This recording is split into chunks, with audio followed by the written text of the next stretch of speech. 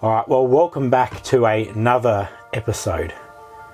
This episode, we are going to be talking all things Gibb River Road, everything you need to know and the things we wished we knew. Prior to our personal experience on the Gibb River Road, we watched a lot of videos on what we should know, and we found that quite a few of them were lacking in some of the real basic things. So we are hoping to share our first-hand experience with you so that it makes planning for your trip that much easier. Because if you're thinking about doing the Gibb, you probably know that it's a pretty remote road and that, you know, things do go wrong for a lot of people, and they went a little bit wrong for us. And I suppose how to be prepared for that, so that you're not one of the people ending your trip short and being disappointed because, you know, things went badly wrong. So let's get straight into it. It's going to be a good episode, so hopefully you enjoy it. All right, Jackie, you're up.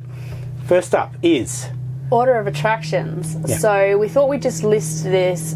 We really struggled to find a lot of information on the order that you can do things in and kind of where they are. Obviously you've got wiki camps, but when you haven't been somewhere, I don't know, I really struggled to piece it together. Yeah, we watch a lot of videos and you go, oh, that looks great, oh, this gorge or that gorge, but where is it? Where is it? And along the Gibb River Road, and okay, if I'm trying to plan my trip, well, what's first, what's second, and therefore what can we put together in a day, and where are we camping, and the actual logistics around it is harder than watching a video. So yeah, the order of attractions is probably very helpful, something that no one really covered on.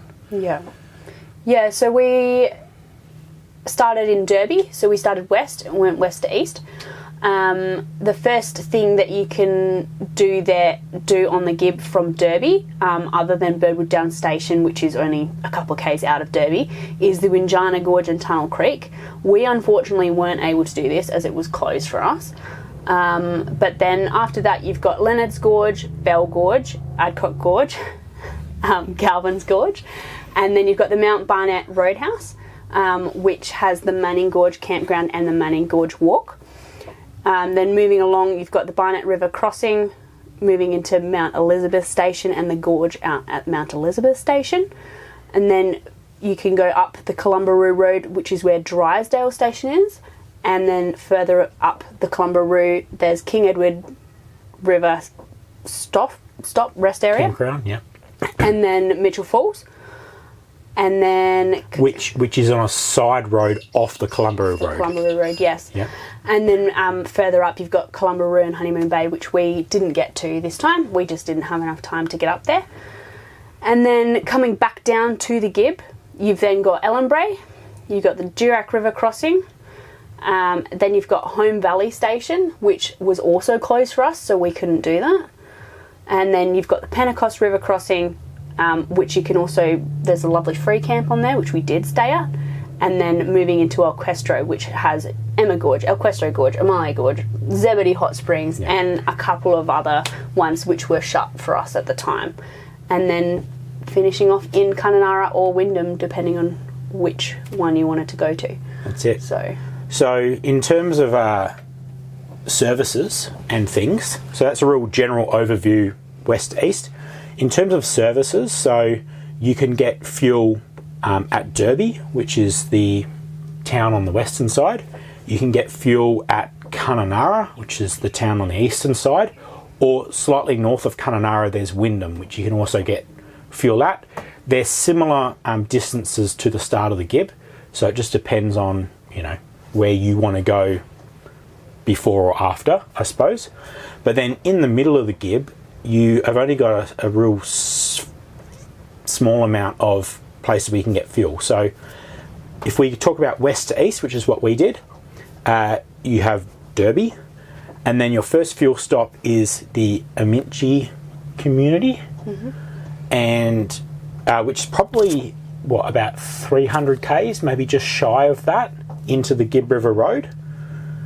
About 70 or 80 k's on from that is the Mount Barnett Roadhouse, which I think kilometre wise is approximately halfway through the Gibb.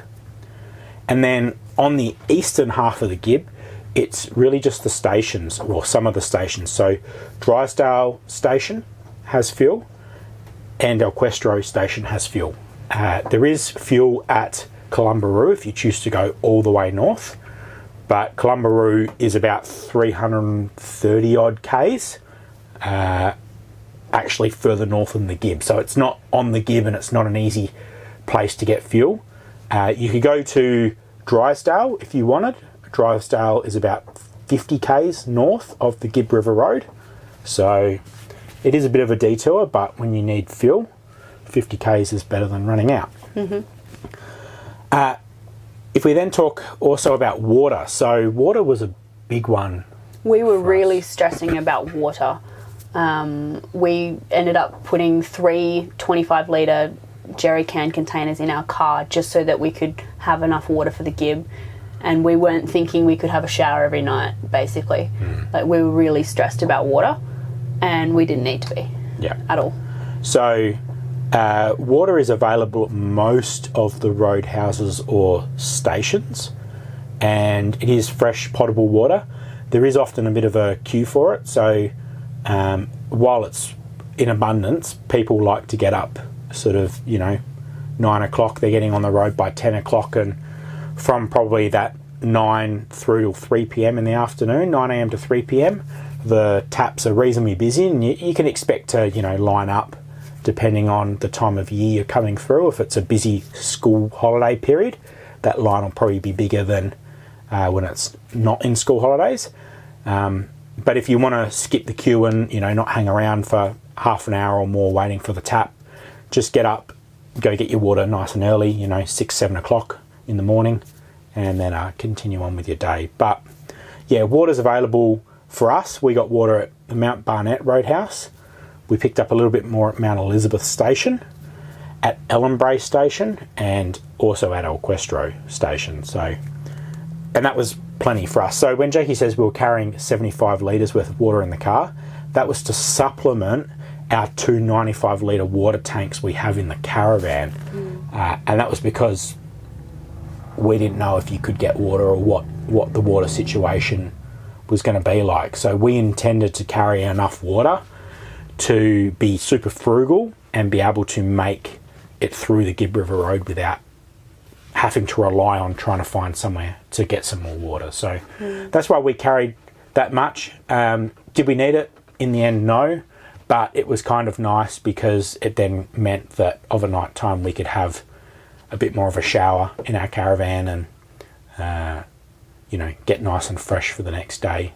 And we could just top up our water tanks in the van, and that was really, really good. So probably coming back to fuel, one thing I neglected to sort of give you an idea on is fuel pricing. So when we left Derby, fuel was around the $2 per litre mark, and as soon as you hit the Gibb, so Emingi, Mount Barnett, Drysdale were all above $2.90 per litre. So I particularly remember Mount Barnett being $2.93, Drysdale being $2.95, and Elquestro Station was $2.70, and then Kununurra again was $2. So it's a fair bit more expensive, right? And although prices change throughout the years, you can expect there to be that kind of percentage difference in tax. So,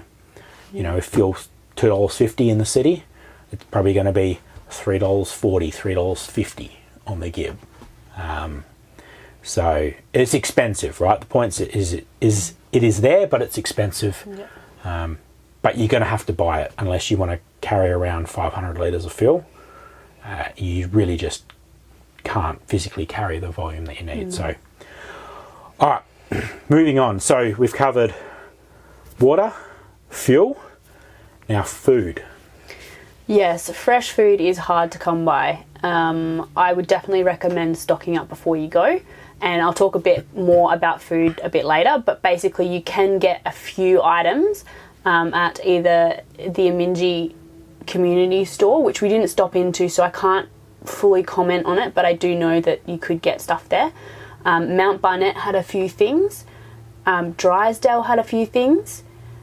Otherwise, there wasn't really a lot of options. Ellenbray had a cafe and so did El Questro, but you couldn't actually really buy fresh produce there. You could just purchase like food from them. And not even just those, even like the Mount Barnett Roadhouse has got great cafe and everything. Yes. And you find a lot of the stations have got great cafes where you can buy your burgers and chips and, you know, other food that they're offering. Yeah. You do pay a premium for that, and you know, I mean, they're running a business, so they're more inclined to, with the supplies that they get trucked in, run a cafe and use those supplies for a cafe and then charge you a bit on top of that for that food, rather than sell you the raw carrot or the raw potato. Yeah. And that's really what we're talking. In the fridge there was 7 carrots and 4 potatoes and, you know, 7 steaks, and Not much. no, that's kind of what we're talking. Like, there's nothing really there. So but yeah, as you say, we'll talk about food a bit later.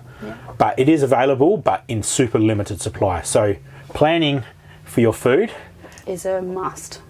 unless you want to just dine out at every roadhouse and cafe your whole way along the Gibb, then you don't have to plan for anything, because there's an abundance of all that sort of stuff, and it's good food.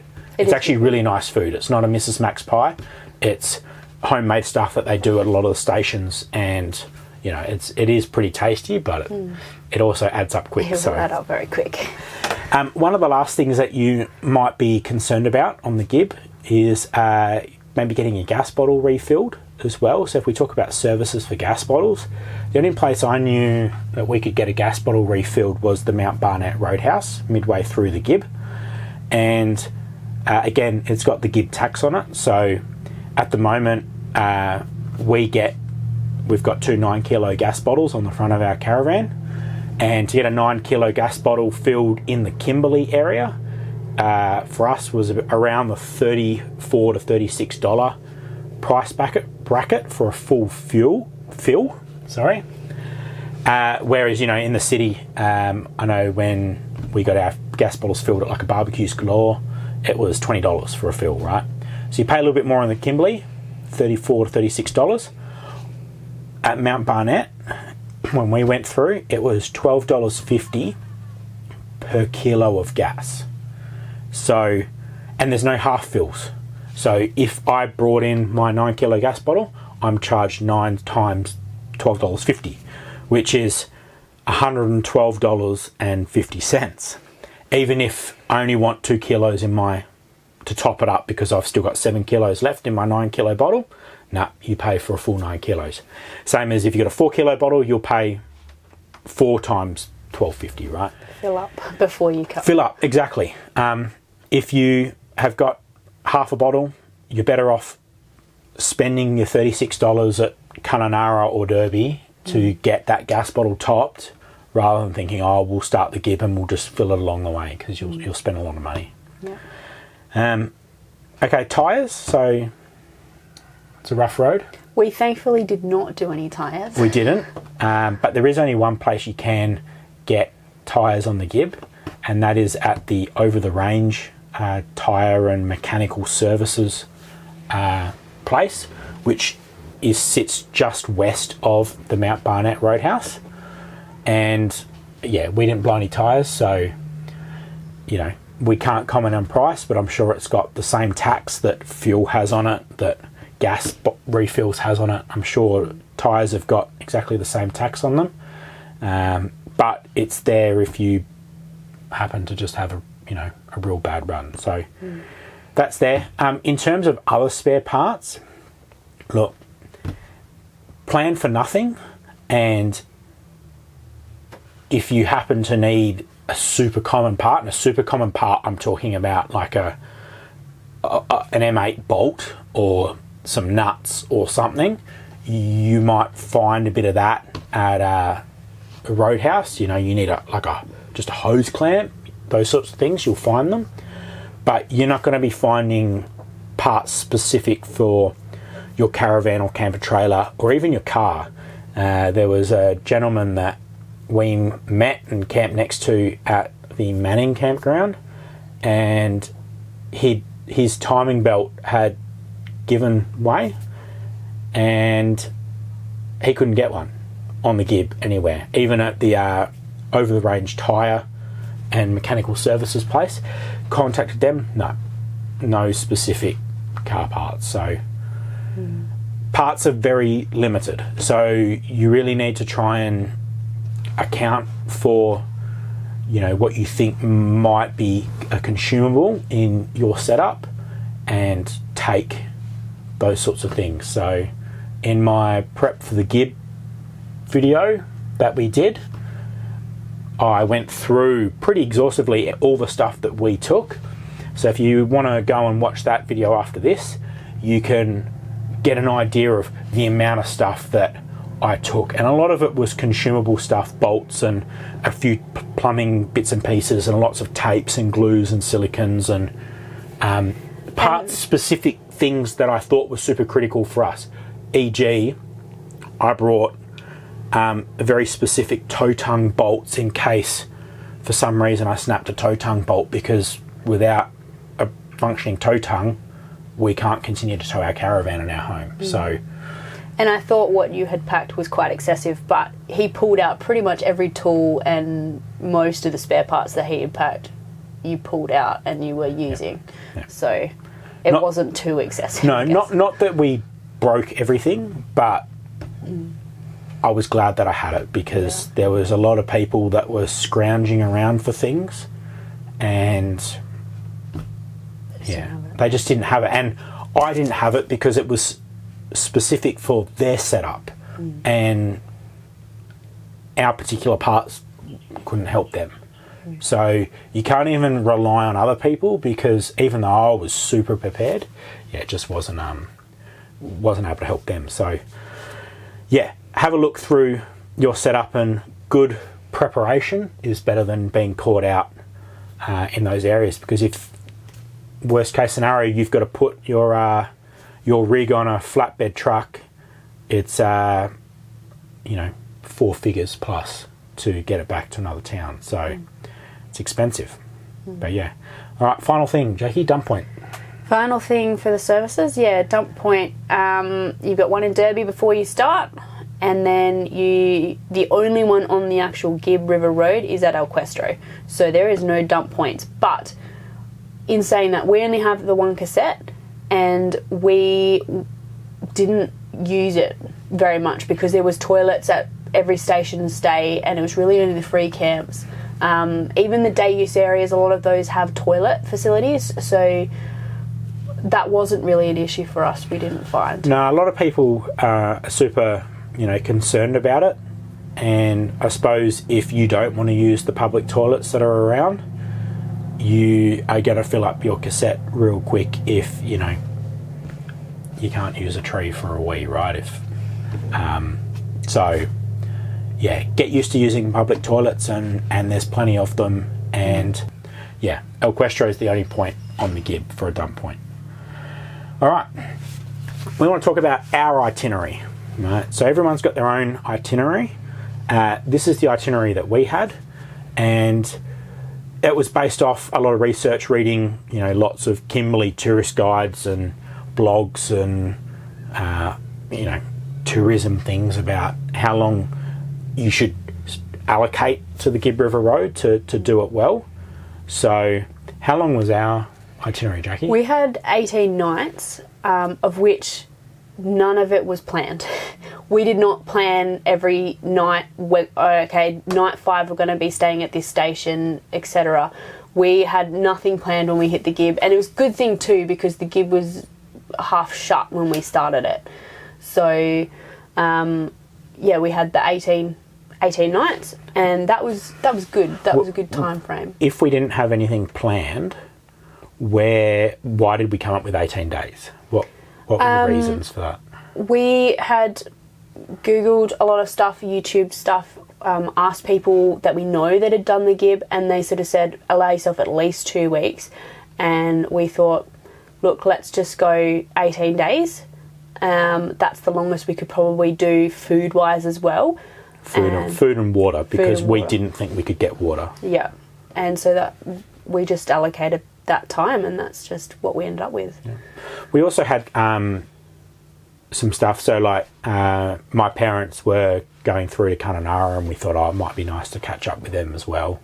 And they had rough tentative dates, so it kind of worked. And we were flexible. We thought if we got off the Gibb early and we had a few more days, well, we could maybe go south to the Pernalulu Bungle Bungles National Park, or go north to Wyndham and check that out before going into Kununurra. But it turned out, we used all our time on the Gibb. So you can definitely do it quicker, but we felt like we did it reasonably well for, I suppose, the time we had. Yeah. We got to really go in and zigzag a lot across the Gibb. And, if you're coming all the way up to do the Gibb River Road and spending all that money in fuel and, accommodation and everything, you want to do it well. And so you can certainly rush through it in 7 days, but you're not going to see all the things that you should see.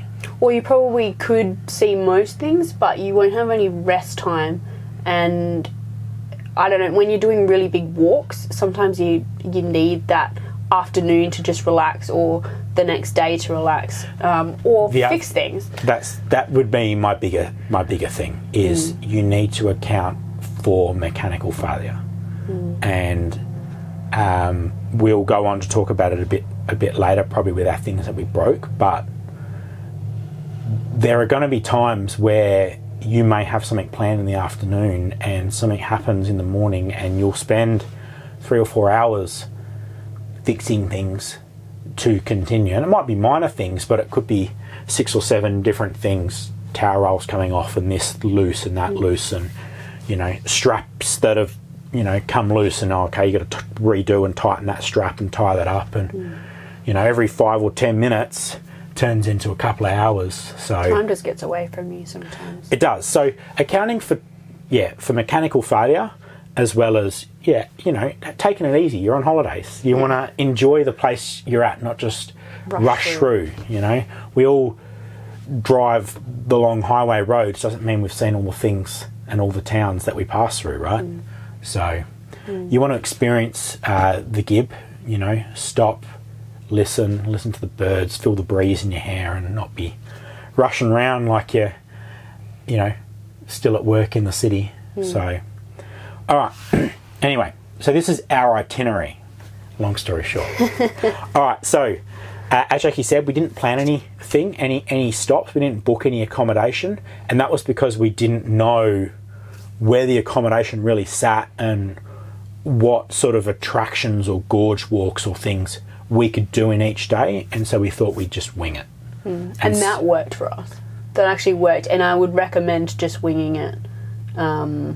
Because it allows for mechanical failure. If something breaks and you don't feel pressured to, we now have to skip that because we've paid for our campsite here and we've driven past it and too bad.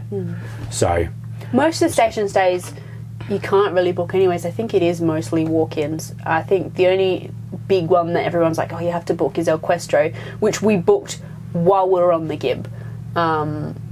Maybe like a week or 2 before. Yeah. So but we'll get into why we booked that in a bit. All right, so day 1, we left Derby, and we didn't leave Derby till later than we thought. We were hoping to get up and be gone and on the road at probably about 7:30, 8 o'clock in the morning, and hitting the Gibb at Derby.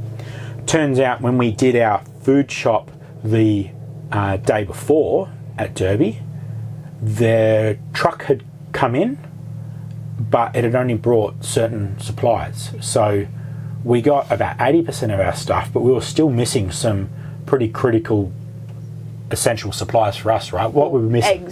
Eggs was the main thing. We had to wait for the truck to come in. There was no eggs in all of Derby. Yeah. So You couldn't even buy like a 4-pack or nothing. There was no eggs. Yeah. Yeah. And I think we wanted to get some bread. Yeah. Was there something else that we needed? I was still sick at the time, so I just got some more like strepsils, but that was basically it. Oh, okay. So anyway, part of having time on the Gibb is these sort of things.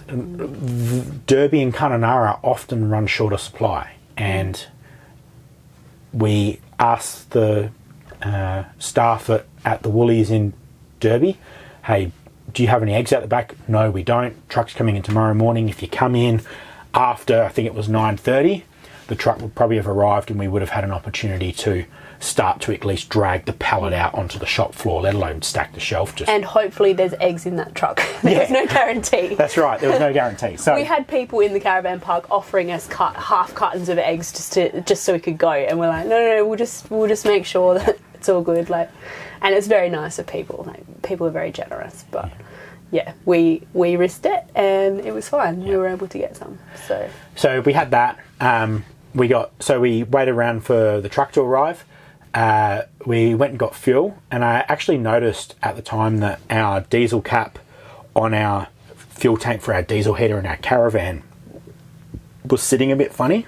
And when I pulled the cap off, the O-ring inside the cap had been affected by diesel, and it had all expanded and popped out. So my concern then was, if the cap's not sealing, I'm going to get a whole lot of bull dust into my fuel tank, and I don't need bull dust in mixing with my diesel. So we then also drove around to all the different Mitre 10s and home hardwares and plumbing stores and automotive and four-wheel drive and boat, trying to find someone with an O-ring, and ended up finding it after visiting about 5 different stores, and everyone had O-rings, but only one place had the size I needed. So anyway, by the time we got all that stuff sorted, it was about 11 o'clock in the morning before we hit the Gibb. So we only really had half a day, our first day.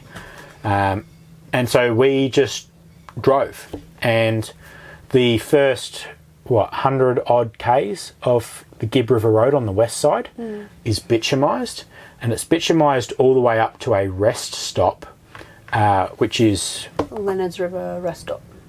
Which is called Leonard's River Rest Stop.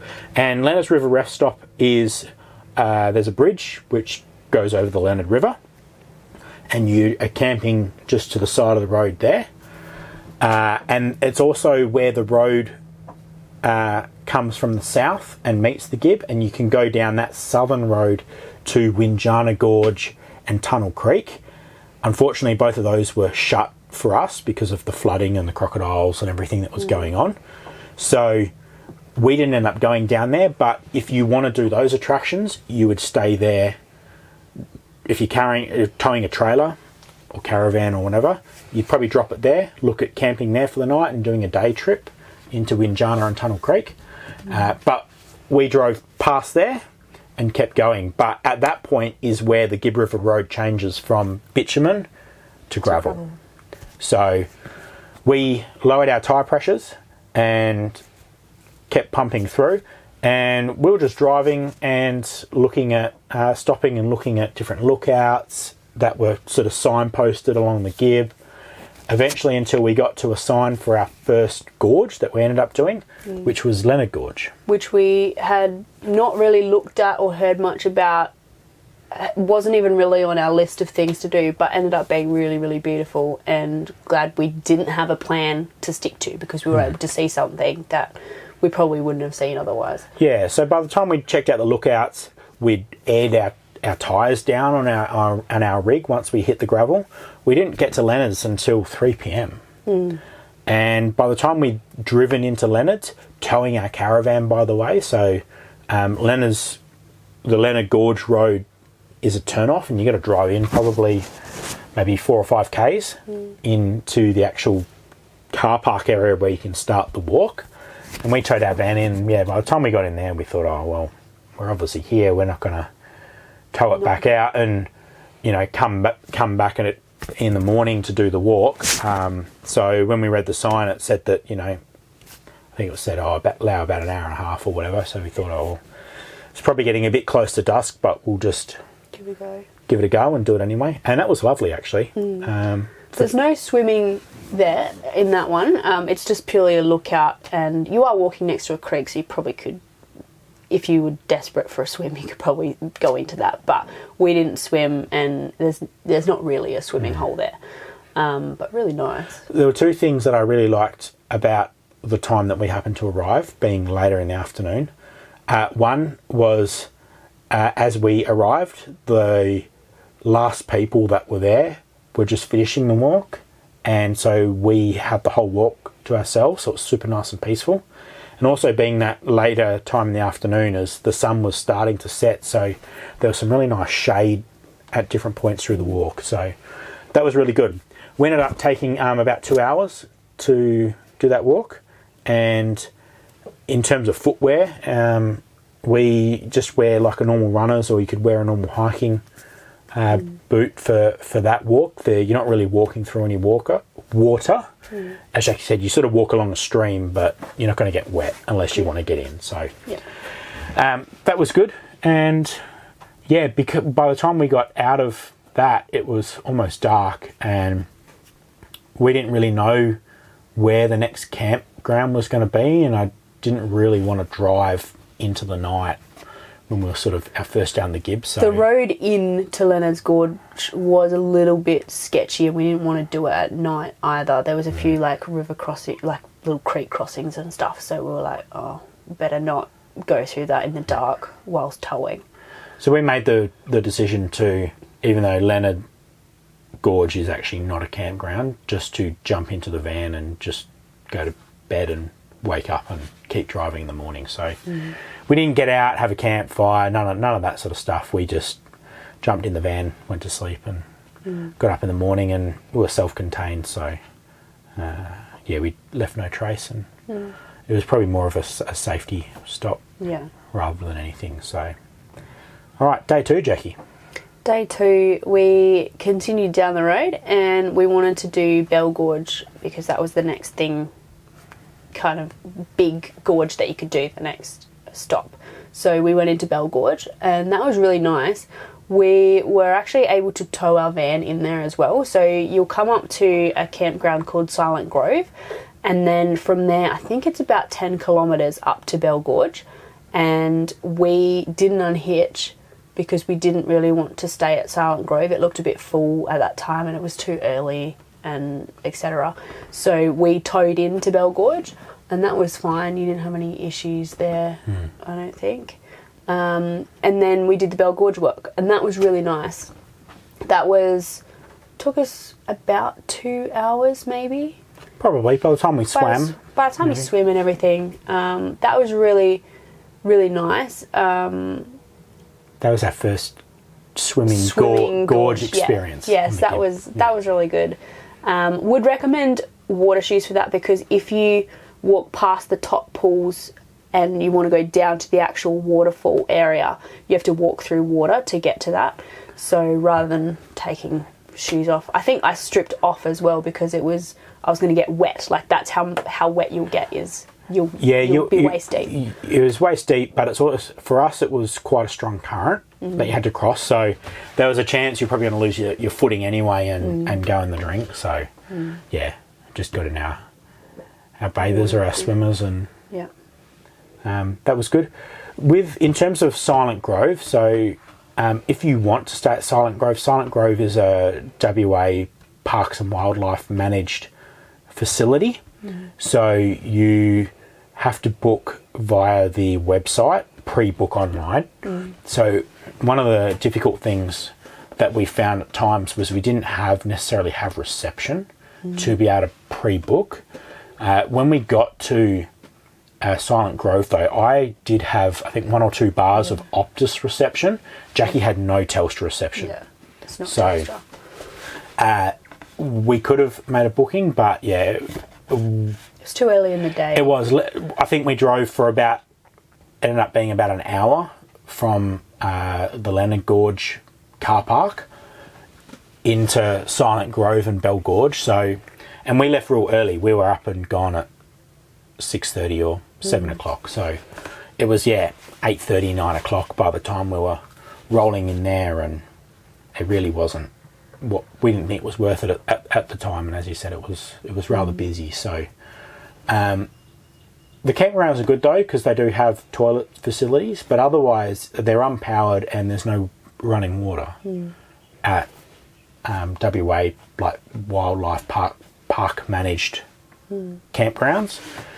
So we decided we thought, well, look, we'll just move on, and hopefully we can find a free camp somewhere rather than paying whatever it was going to be, $30 for the night to stay there. So what did we do after that? After that, we actually went back to a lookout that we'd seen on our way down. We had a look at, there was a couple of free camps, I think, in and around there, and we ducked in and out of them just to see what they were like, but they were full, kind of only had space for a couple of people, and there was already people there. And when we say free camps, we're just referring to points of interest that are marked on wiki camps. Yeah.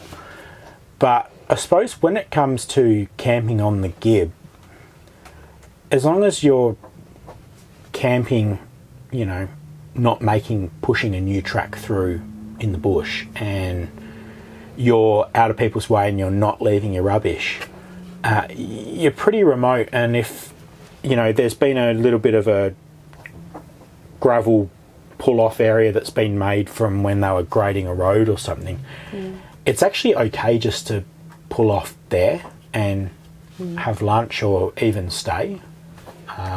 Providing, you take your rubbish with you and you're not leaving stuff everywhere. And that's something that's not really largely spoken about. But there was lots of people doing it, and people are pretty good. You see them there of the afternoon, you drive past the next morning and they've gone and they haven't left anything. So you can do that at a pinch. Definitely easier to do that on the western half of the Gibb than the eastern half, I feel. Anyway, we went back to this lookout, and we stayed there for the night. So cool. That was really nice. It was. All right, day 3. We drove through from there, and that lookout was maybe 5 k's back from the turn off to Bell Gorge. Just on the west side of that turn off. So we drove from there through to Mount Barnett Roadhouse. But on the way we stopped in at Adcock Gorge. That was only about 5 k's off the Gibb River Road, but about halfway we had to drop the caravan because of a big slope that was just too steep and you couldn't quite. The track had a real muddy section, and then it had a big undulating section where you could see water had flowed through what was at that point a dry riverbed. So we thought sort of the departure angles and everything that we had with our setup and the ramp over angles between the car and van were probably not going to make it without causing damage to our gear. So there was plenty of space where you could pull off, and you'd seen plenty of people who dropped trailers in the past. So we dropped ours, went into Adcock. That was great. That was really nice. That was an early morning walk for us. We were the first people on that gorge for the day, and that was magic. I actually became really fond of getting up early and trying to get to a gorge before everyone else. One, because it was peaceful, and I like that. But also, it was just walking in the cool of the morning, and you get to see the changing light as the sun is rising through the trees and everything. So we did that. We then moved on further east from Adcock on our way to Mount Barnett. So we went to Galvin's Gorge. That is literally a car park on the side of the Gibb, basically. Like, you're barely even leaving the Gibb River Road to park your stuff, and there's plenty of space there. Like, we had no problems parking our van. and then we were able to do the walk in. I think it was only a K or something. It wasn't a long walk, easy enough to just wear your joggers. You won't get wet on the walk. And then out into what was probably my favourite swimming hole. It was just so Kimberley with the boab tree on the top, and you had your rope swing, and it was warm water because it was in the sun, and it was really nice. Like, I absolutely loved Galvin's Gorge. It was definitely up there. But allow time to be swimming out there for a while. Even like we were there around lunchtime. Even take your lunch in and have lunch out there, and especially if you got kids. The kids were loving it. They weren't going anywhere anytime soon. So yes, that was really nice. And yeah, as Jackie said, it was around lunchtime, so there were plenty of people there, and there were plenty of vehicles in the car park, and we were easily able to get a car caravan combination in. Yeah. And there was still plenty of space. So after that, we drove through to Mount Barnett, where we got our first lot of fuel for the trip, and I think we'd done almost about 400 Ks by that point. By the time we'd gone off to Leonard's and gone up to Bell Gorge and come back and backtracked a little bit to where we stayed at this lookout overnight, and then drove forward again, and then down into Adcock and then back out. And so you're doing a bit of this. So even though it might only be 300 Ks between Derby and Mount Barnett, we did 400 Ks really quickly, and we didn't even go down to Tunnel Creek or Winjana. So you do more Ks than we'd done more Ks than I had even anticipated by that point. I was surprised, especially by day 3 as well. Like this is literally day 3, and we've already done half the Gibb River Road, and we're like, oh, whoa, what's going on? Yeah, we've got 18 days, and we're halfway already. Yeah, and we were sort of concerned maybe we're doing it too fast. Maybe you do a gorge a day. We didn't know. But anyway, that was fine. So yeah, we got into Mount Barnett, filled up, got some water, and then we paid for our camping at Manning Gorge Campground at Mount Barnett Station. So what's confusing is that people go, Manning Gorge, oh, but there's Mount Barnett. Mount Barnett is a station, and on that station property there is Galvin's Gorge, which is free access to the public, and then there is Manning Gorge, and the beginning of the Manning Gorge walk is where the Manning Gorge campground is. So you're actually paying the Mount Barnett Roadhouse to stay on their property, is what's happening there. And so you then drive down 7-kilometre dirt road down their property, down to the river there where everyone camps. And we paid for 2 nights. We weren't sure if we were going to have to stay longer, because at that point the Barnett River was still closed, and that was the point of the Gibb, that we couldn't continue. But we thought we'll pay for 2, and if we need to stay for a 3rd we will, because there was rumours of it opening up. So the Gibb River Road was closed because the Barnett River water level was too high, as well as the Durack River was too high, and I think the Pentecost River was also too high. So there was like the whole central portion of the Gibb was all shut. So yeah, we paid for 2 nights because we figured that, well, we're going to have a cruisy afternoon because we've just done 2 gorges and been driving all morning. So I'm going to stop and have a cruisy afternoon, and then maybe tomorrow, that day we'll do the Manning Gorge walk, because we heard it's a pretty substantial walk. We can stay again that night, maybe have a cruisy afternoon, stay that night, and then reassess as to whether the road was opening or was still closed, and whether we were just going to extend our stay or what was going to happen. So that didn't go to plan though, because that's when we noticed our battery died, and we backtracked a lot, and you can watch episodes on that basically. But we started having some failures. So it was kind of nice. By that point we started slowing down, mainly because we were forced to slow down. And that was good. Good. All right, let's whip through this a bit quicker. So that was day 3, getting into Manning Campground. Day 4 was, sorting out problems, battery problems and bits and pieces, having a bit of a chill day. Yeah. And bits and pieces. All right, day 5, Jackie. Day 5, we started super early and did the Manning Gorge walk. Because you're staying at Manning Gorge, you can pretty much walk to the entrance unless you're parked way back and you want to drive to the start of the walk. But we just walked. It was probably only 200 or 300 metres, and we walked to the start, and we started at about 6 a.m. Yep. And you start the walk by going for a swim. So we were swimming 6 a.m. through the river, and then walked. It's about 2.5 k's to the actual falls, and then 2.5 k's back. So it took us probably about 2 to 3 hours, I think. 3 hours probably, by the time you swim and take photos and videos and all that sort of thing. But definitely would recommend water shoes for this, because you're starting your walk with the water, with the swim. So you want water shoes for that one. Yeah. After that, we got back. We went and I drove up to the roadhouse to try and get some reception or find out off the staff up there whether the road had opened. And it turned out the road had opened, but just because the road opens doesn't mean you go through it.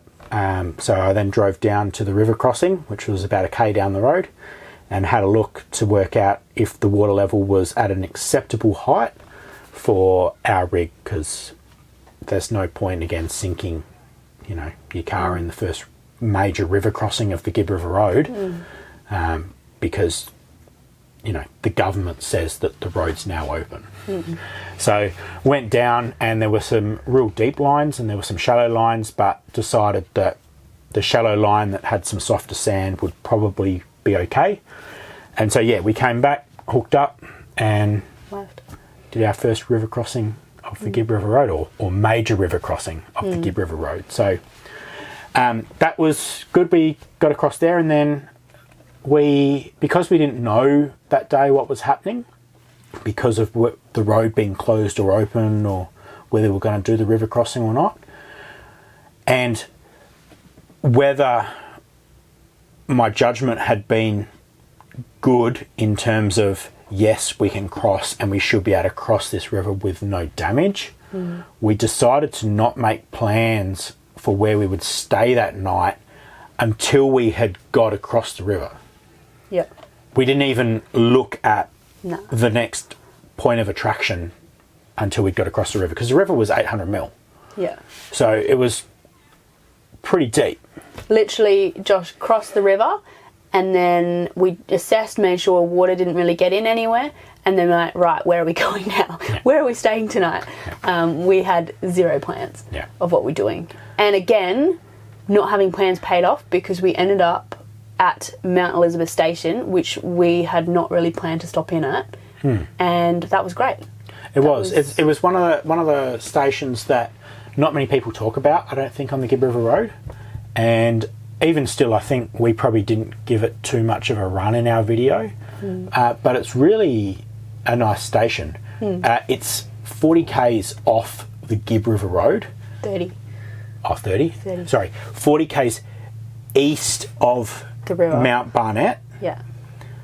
And then the turn-off's there 40 k's east, and then you head north, another 30 k's. Well, it's north and you're kind of coming back on yourself a bit. Yeah. It's a weird position. But anyway, we headed into Mount Elizabeth Station, and we stayed there for 2 nights. Yeah.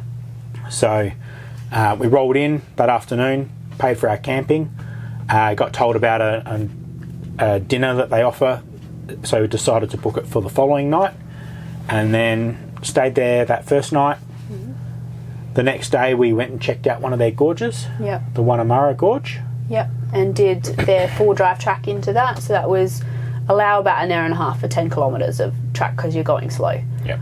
But that was really nice, and we didn't swim there. There is a swimming hole separate to the gorge.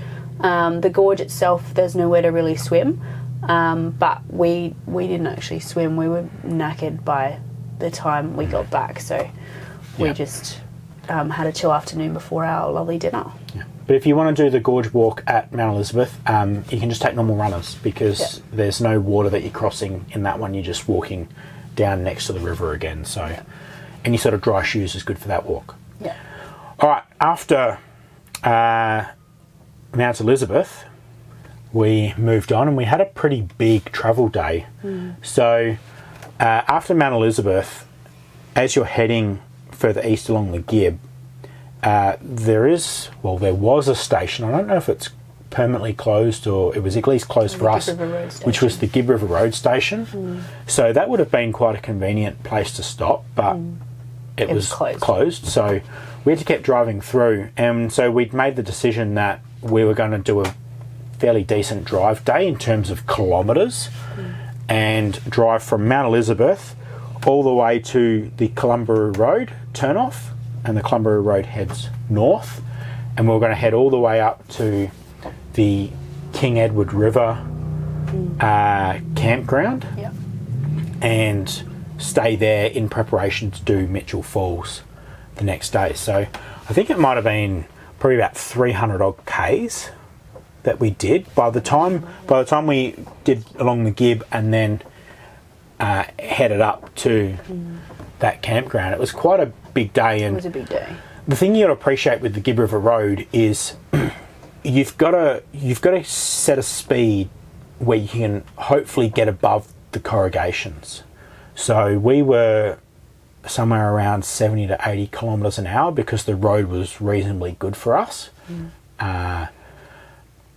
But in between all that, you can't set cruise control because almost every K, 500 metres, 4Ks, 200 metres, just so sporadically, there's so many different floodways, and so you've got to brake because you're going to run in and hit these Some of them ditches. are all crated out, and then others are just fine. It just depends. So you're decelerating, and then you're trying to accelerate, and then there's a pothole, and you're slowing down and sort of going around it, and then driving on.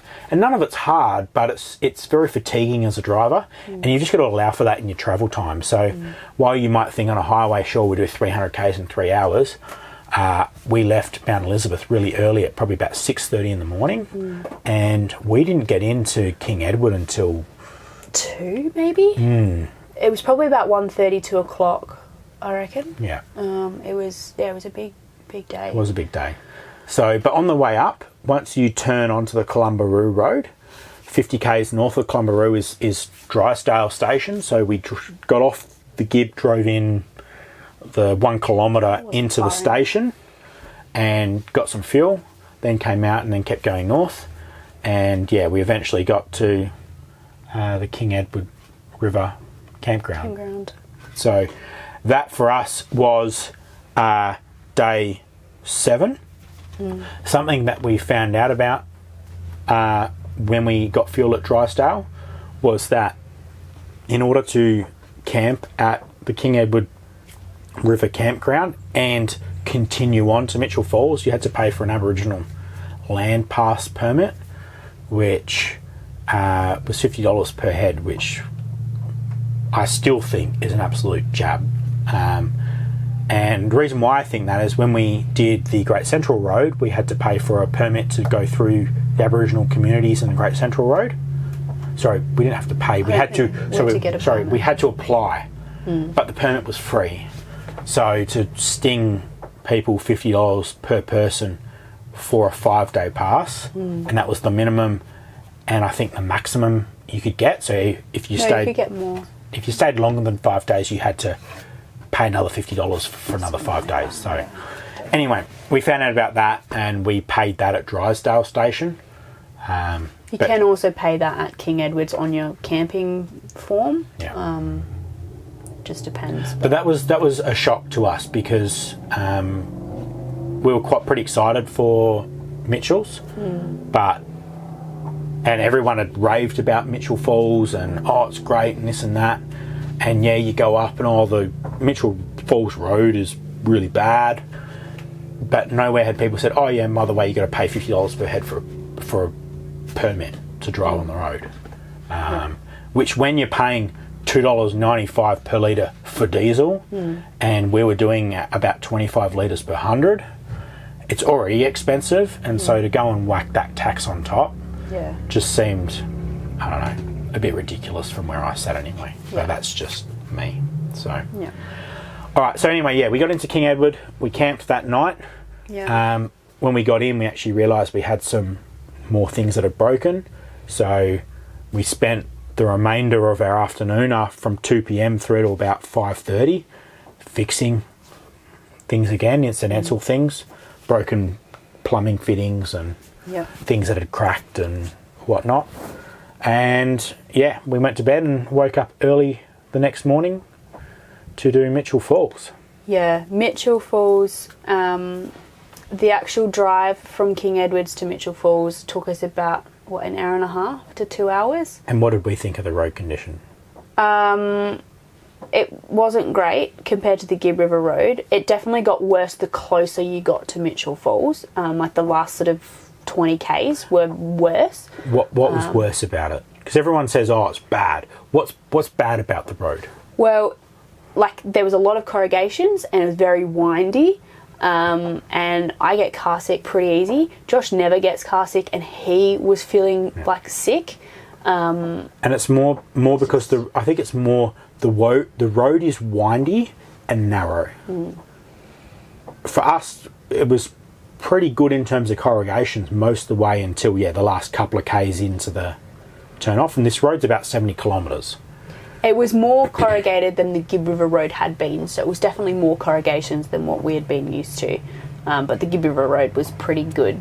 I would not say. I would say that the corrugations on the Mitchell Falls Road were acceptable. They were worse than the Gibb. They were acceptable. They weren't like you're driving over, termite mounds in terms of it's here and then it's here and then it's ridiculous. It was narrow, highly densely shrubbed and treed, and it was windy, so you couldn't see who was coming around the next corner. So you were slow. You were just driving slow, and then up and down a lot of hills, and so it was more the motion sickness than the corrugations, I think. There was one spot that you were literally just driving around mud puddles. It was just the whole way was just around mud puddles. So it just wasn't a great road. But we got to Mitchell Falls probably about 7:30 to the car park, and we then started our walk, and it was 10k return walk. We did not get the helicopter ride. You can fly in, fly out, or do both. We did not. We just walked it. It was a big walk, and because we couldn't start the walk until a bit later because we had to drive there, it was already starting to heat up, and definitely on the way back it was really, really hot. There were certainly points where you were in full sun, and it was a hot walk. It was a very hot walk. But would recommend wearing your water shoes for that one, because you do have to cross a bit of water, and it was just so much easier to just walk straight through. Obviously, because it is a longer walk, you might be more comfortable in your hiking boots or your joggers, but for us, we did it in water shoes and we were fine. The Mitchell Falls, that walk and everything, and the actual gorge and the Mitchell Falls themselves, were definitely the biggest and the grandest on the Gibb, but definitely the most commercially leveraged, and it was the most expensive single attraction for us, because you have to drive so far. So from the point that you turn onto the Clumbaroo Road, head up, stay at the campground, drive further onto Mitchell's, return to the campground, drive all the way back to where the Clumbaroo Road meets the Gibb River Road to continue on. That whole leg was just over 400 kilometres return. So again, $2.95 per litre at Drysdale Station for us, at 25 litres per 100, plus an Aboriginal land permit per person, plus paying for camp fees at King Edward. It was very expensive, and we'll get into costs a bit later, but it was the single most expensive attraction for us, and we didn't even pay for a helicopter flight, which they're about a 5 or 10 minute flight, and I think they're about $200 mark each minimum, sort of probably one way. So it's definitely a luxury thing to do, but the issue that we had, which we, I think, covered in one of our videos and hopefully gave it a fair review, was the fact that there's just too many helicopters flying now. So years ago there was, 1 or 2 helicopters. When we went, we spotted, 7 different helicopters, and then there were and they were flying a 5-minute leg, and then there was, planes flying from, El Questro Station or Drysdale Station, or Mount Barnett or Mount Elizabeth, or from Kununurra, and they're all doing tours and flying over, and so you're getting those aircraft as well as the 5-minute leg aircraft, and it was just too loud, and it was a bit disappointing. So, but we've seen it, and it was definitely the grandest of the gorges, but it was a bit disappointing for us. So. Anyways, we headed back to King Edward's. There is actually a swimming hole at King Edward's, which was beautiful to swim at, and that was really nice. Easy walk, like we just walked out in thongs from our campground, and that was really good. The King Edward River campground was really, really nice. So if you decided that Mitchell's was not for you, I suppose the only thing you'd have to be aware of is if you did want to stay at the King Edward River campground, that's still on the permit road, so you'd still have to pay $50 per head plus your camp fees just to stay there. So, like for us, it ended up being for a drop toilet and no water, no power, just a dirt site. It ended up being $84 per night for the 2 nights we stayed. If you include the permit. If you include the permit plus your camp fees for an unpowered piece of dirt. So we really liked it because they've got a lovely swimming hole there and waterfall there, actually at the campground. But you'd only stay there if you're going to do things on that road. Otherwise, you just wouldn't do it. So, but anyway, we went back there, and then after that night, we started heading back down the Gibb, back down Columbaroo Road, and then onto the Gibb. And onto the Gibb to begin the eastern half of the Gibb. Yeah.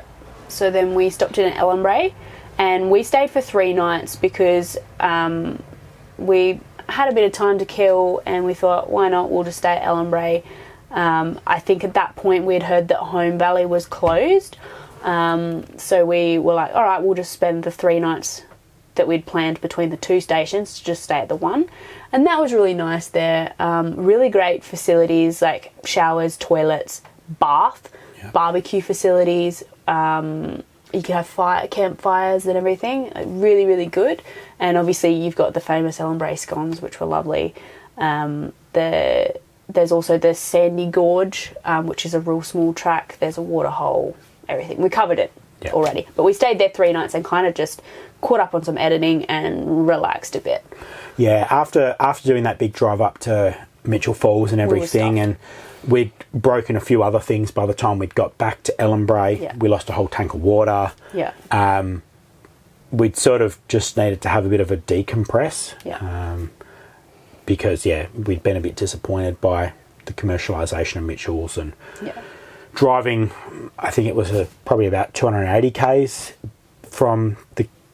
by the time you got back and got down to Itinerary. It was again a fairly decent drive. We got up and left at probably 6:30 in the morning, and we didn't get into Itinerary till probably almost midday. Yeah, probably. So that was a big drive, and again the road conditions weren't bad. It was just the floodways and slowing down and speeding up, and slowing down and speeding up, and stopping at Drysdale to get fuel, and etc. etc. So we spent a few days there, and then after Itinerary you hit your second big river crossing out of 3 on the Gibb, which is the Durack.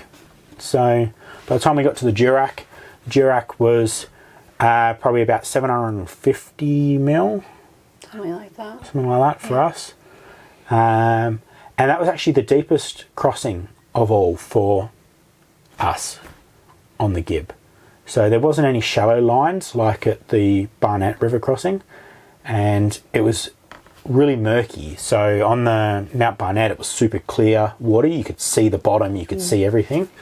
On the Durack River, it was like really like a muddy, rocky bottom, but the whole river crossing was rock. So you just pick straight through the middle out to the other side, and we drove on out and through, and we were quite happy that we got through that one. Yeah.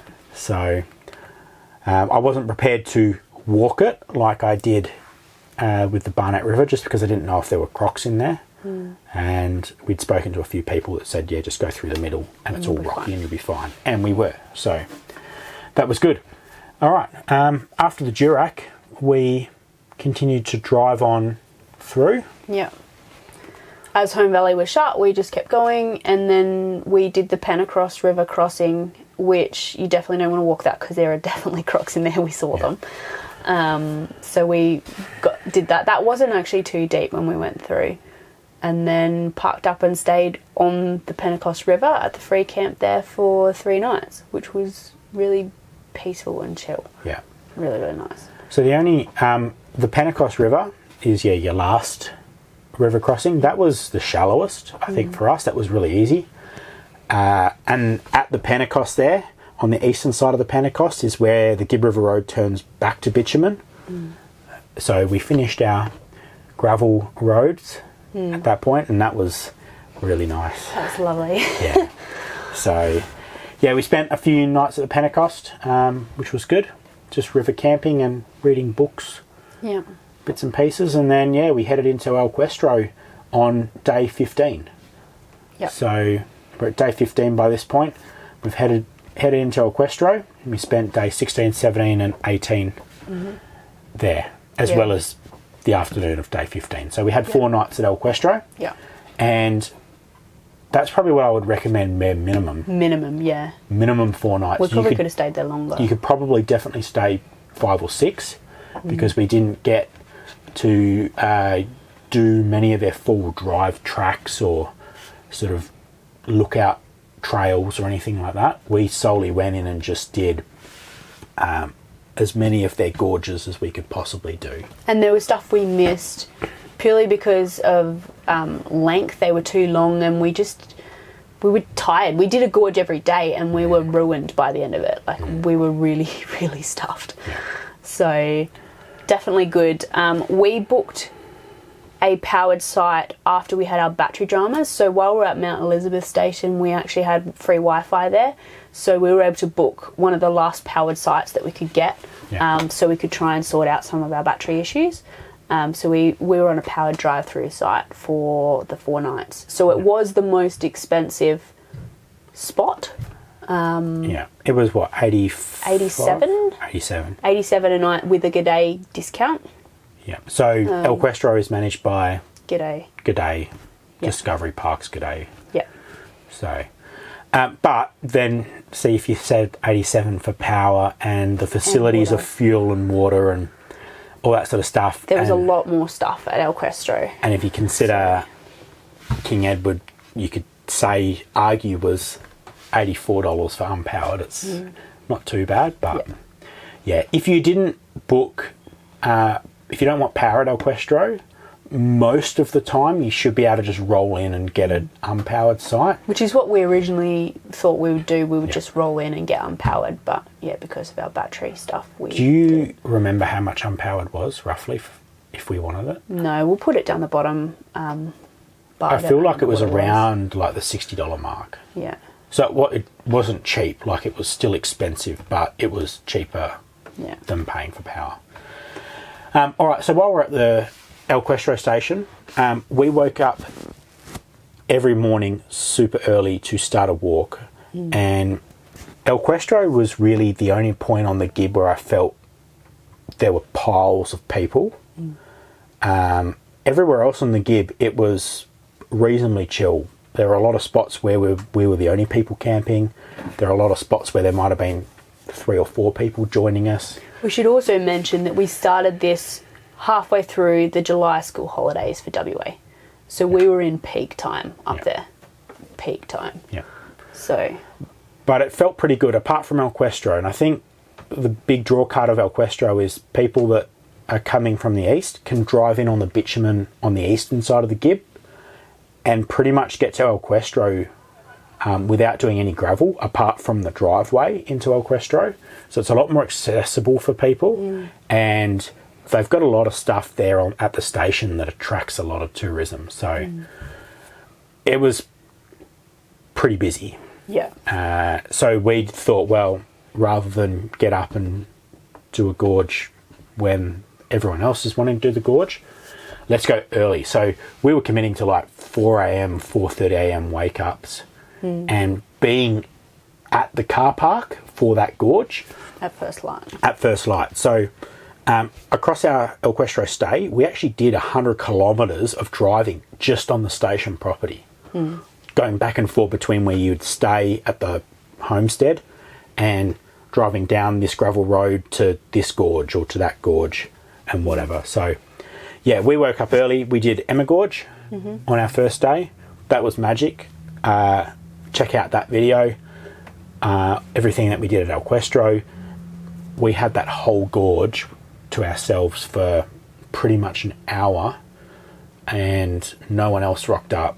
And that is, I think, probably the #1 advertised and marketed gorge. Most iconic. Yeah, on the Gibb is Emma Gorge. And we had that time and we were ready to leave. And as we were leaving, we just started to walk out and there was someone coming in. So we did that.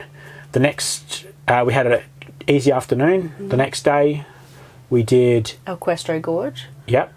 That was a huge walk. That was 5k return, I think it is.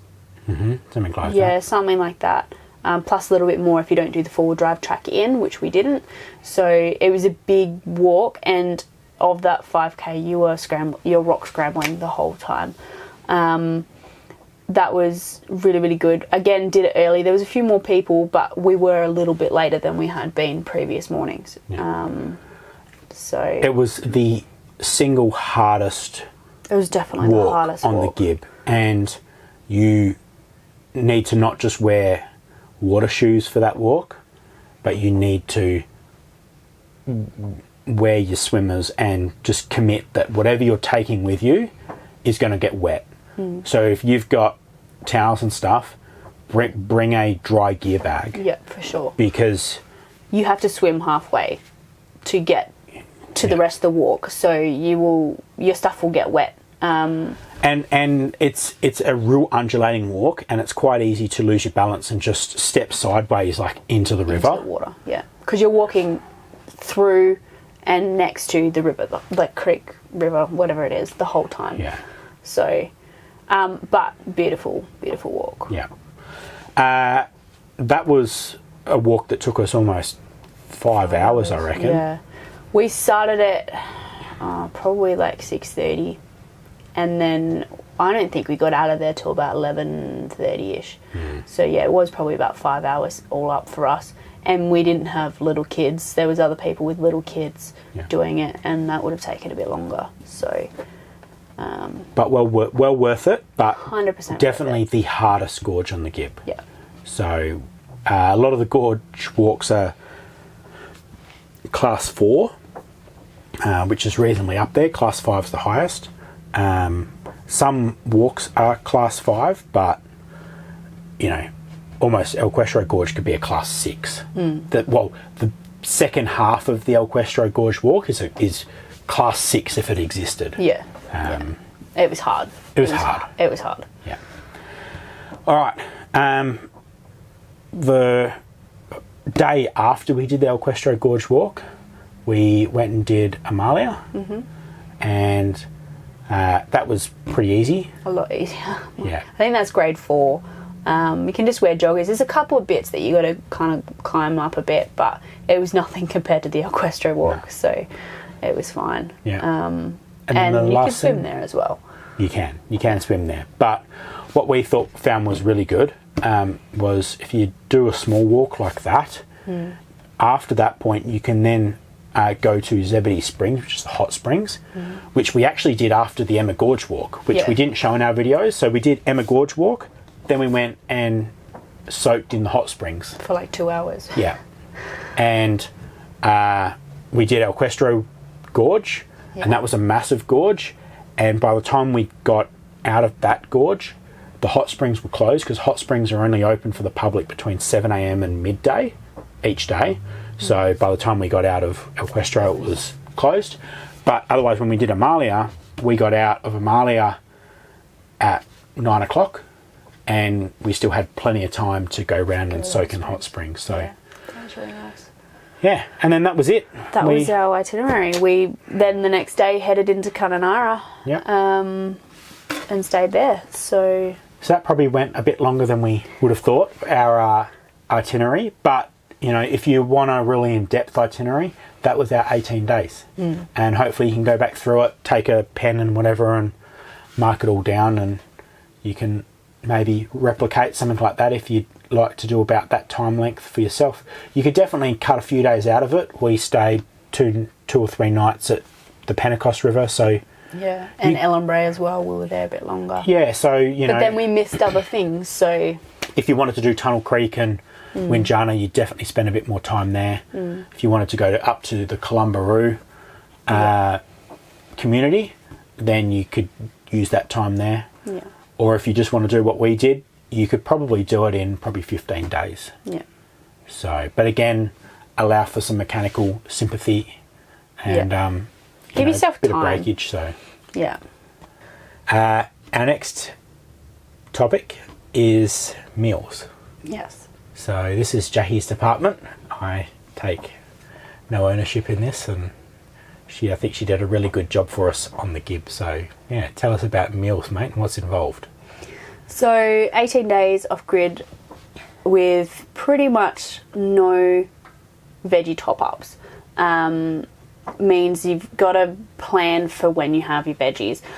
Because we did Derby to Kununurra, so west to east, that was actually way better because Kununurra fresh vegetables were limited on when we actually got to Kununurra. So stocking up in Derby was actually really good for us. The one thing I did notice with Kununurra vegetables as well is they did not last like Derby vegetables last. So it's like whether the truck's all coming from Broome, because it's WA, and it sends the truck to Derby, and then Kununurra. But there's another truck that goes to Kununurra, but it takes another 2 days to eventually get round to there once it drops off other food in other communities. I don't know.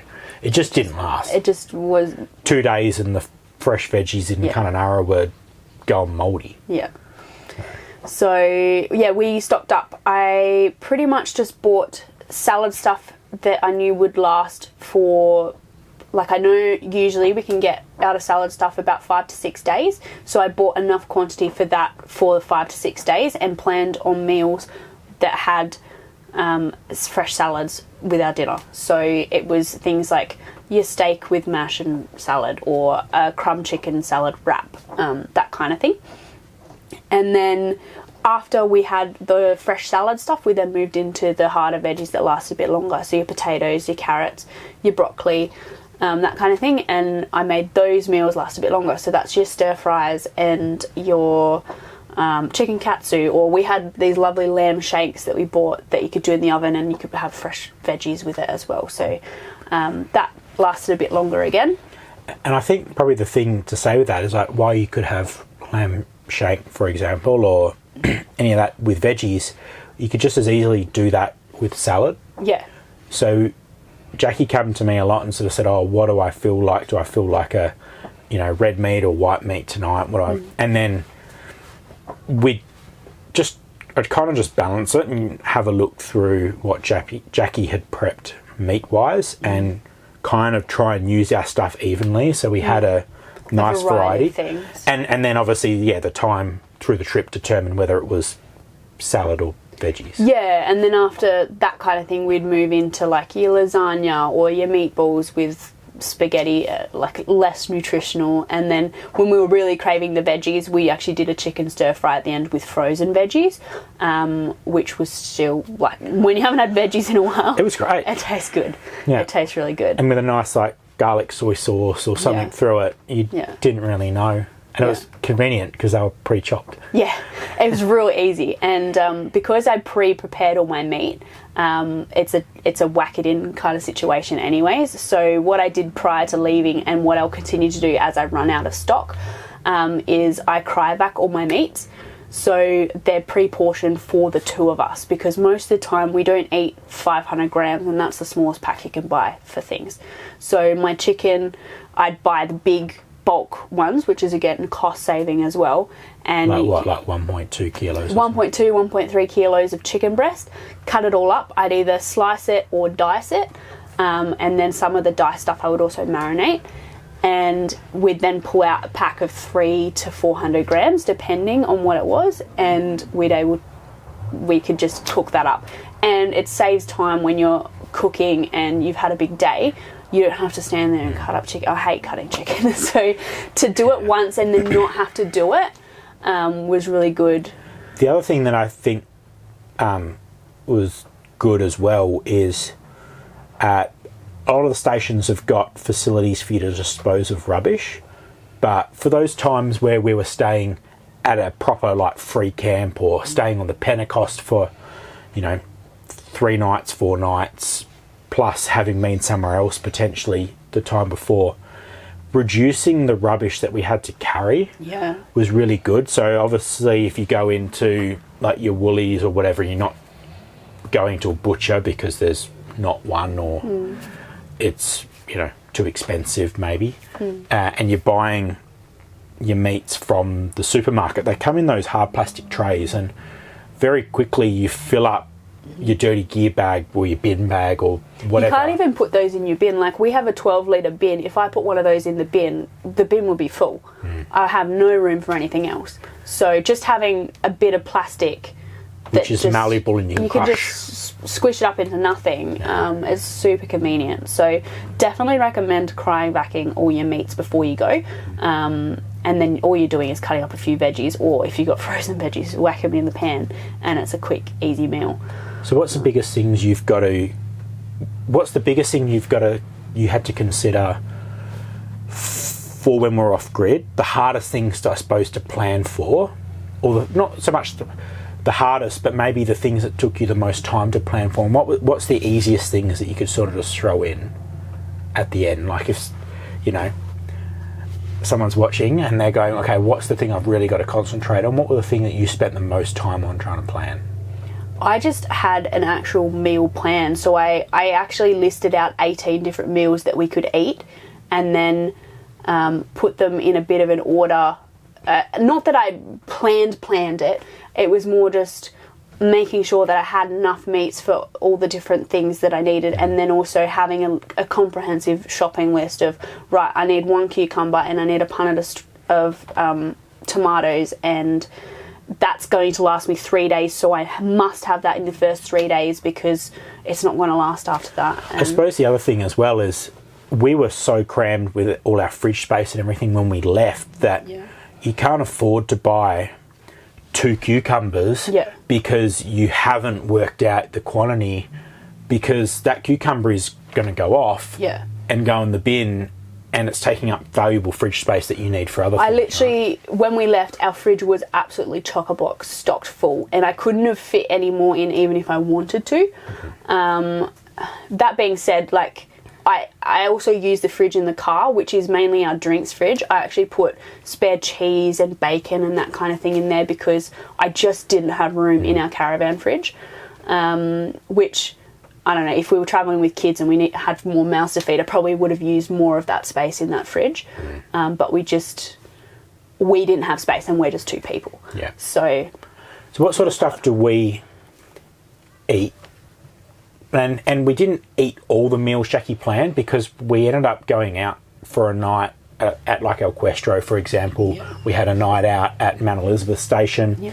So it was just planning for if we weren't or couldn't go out.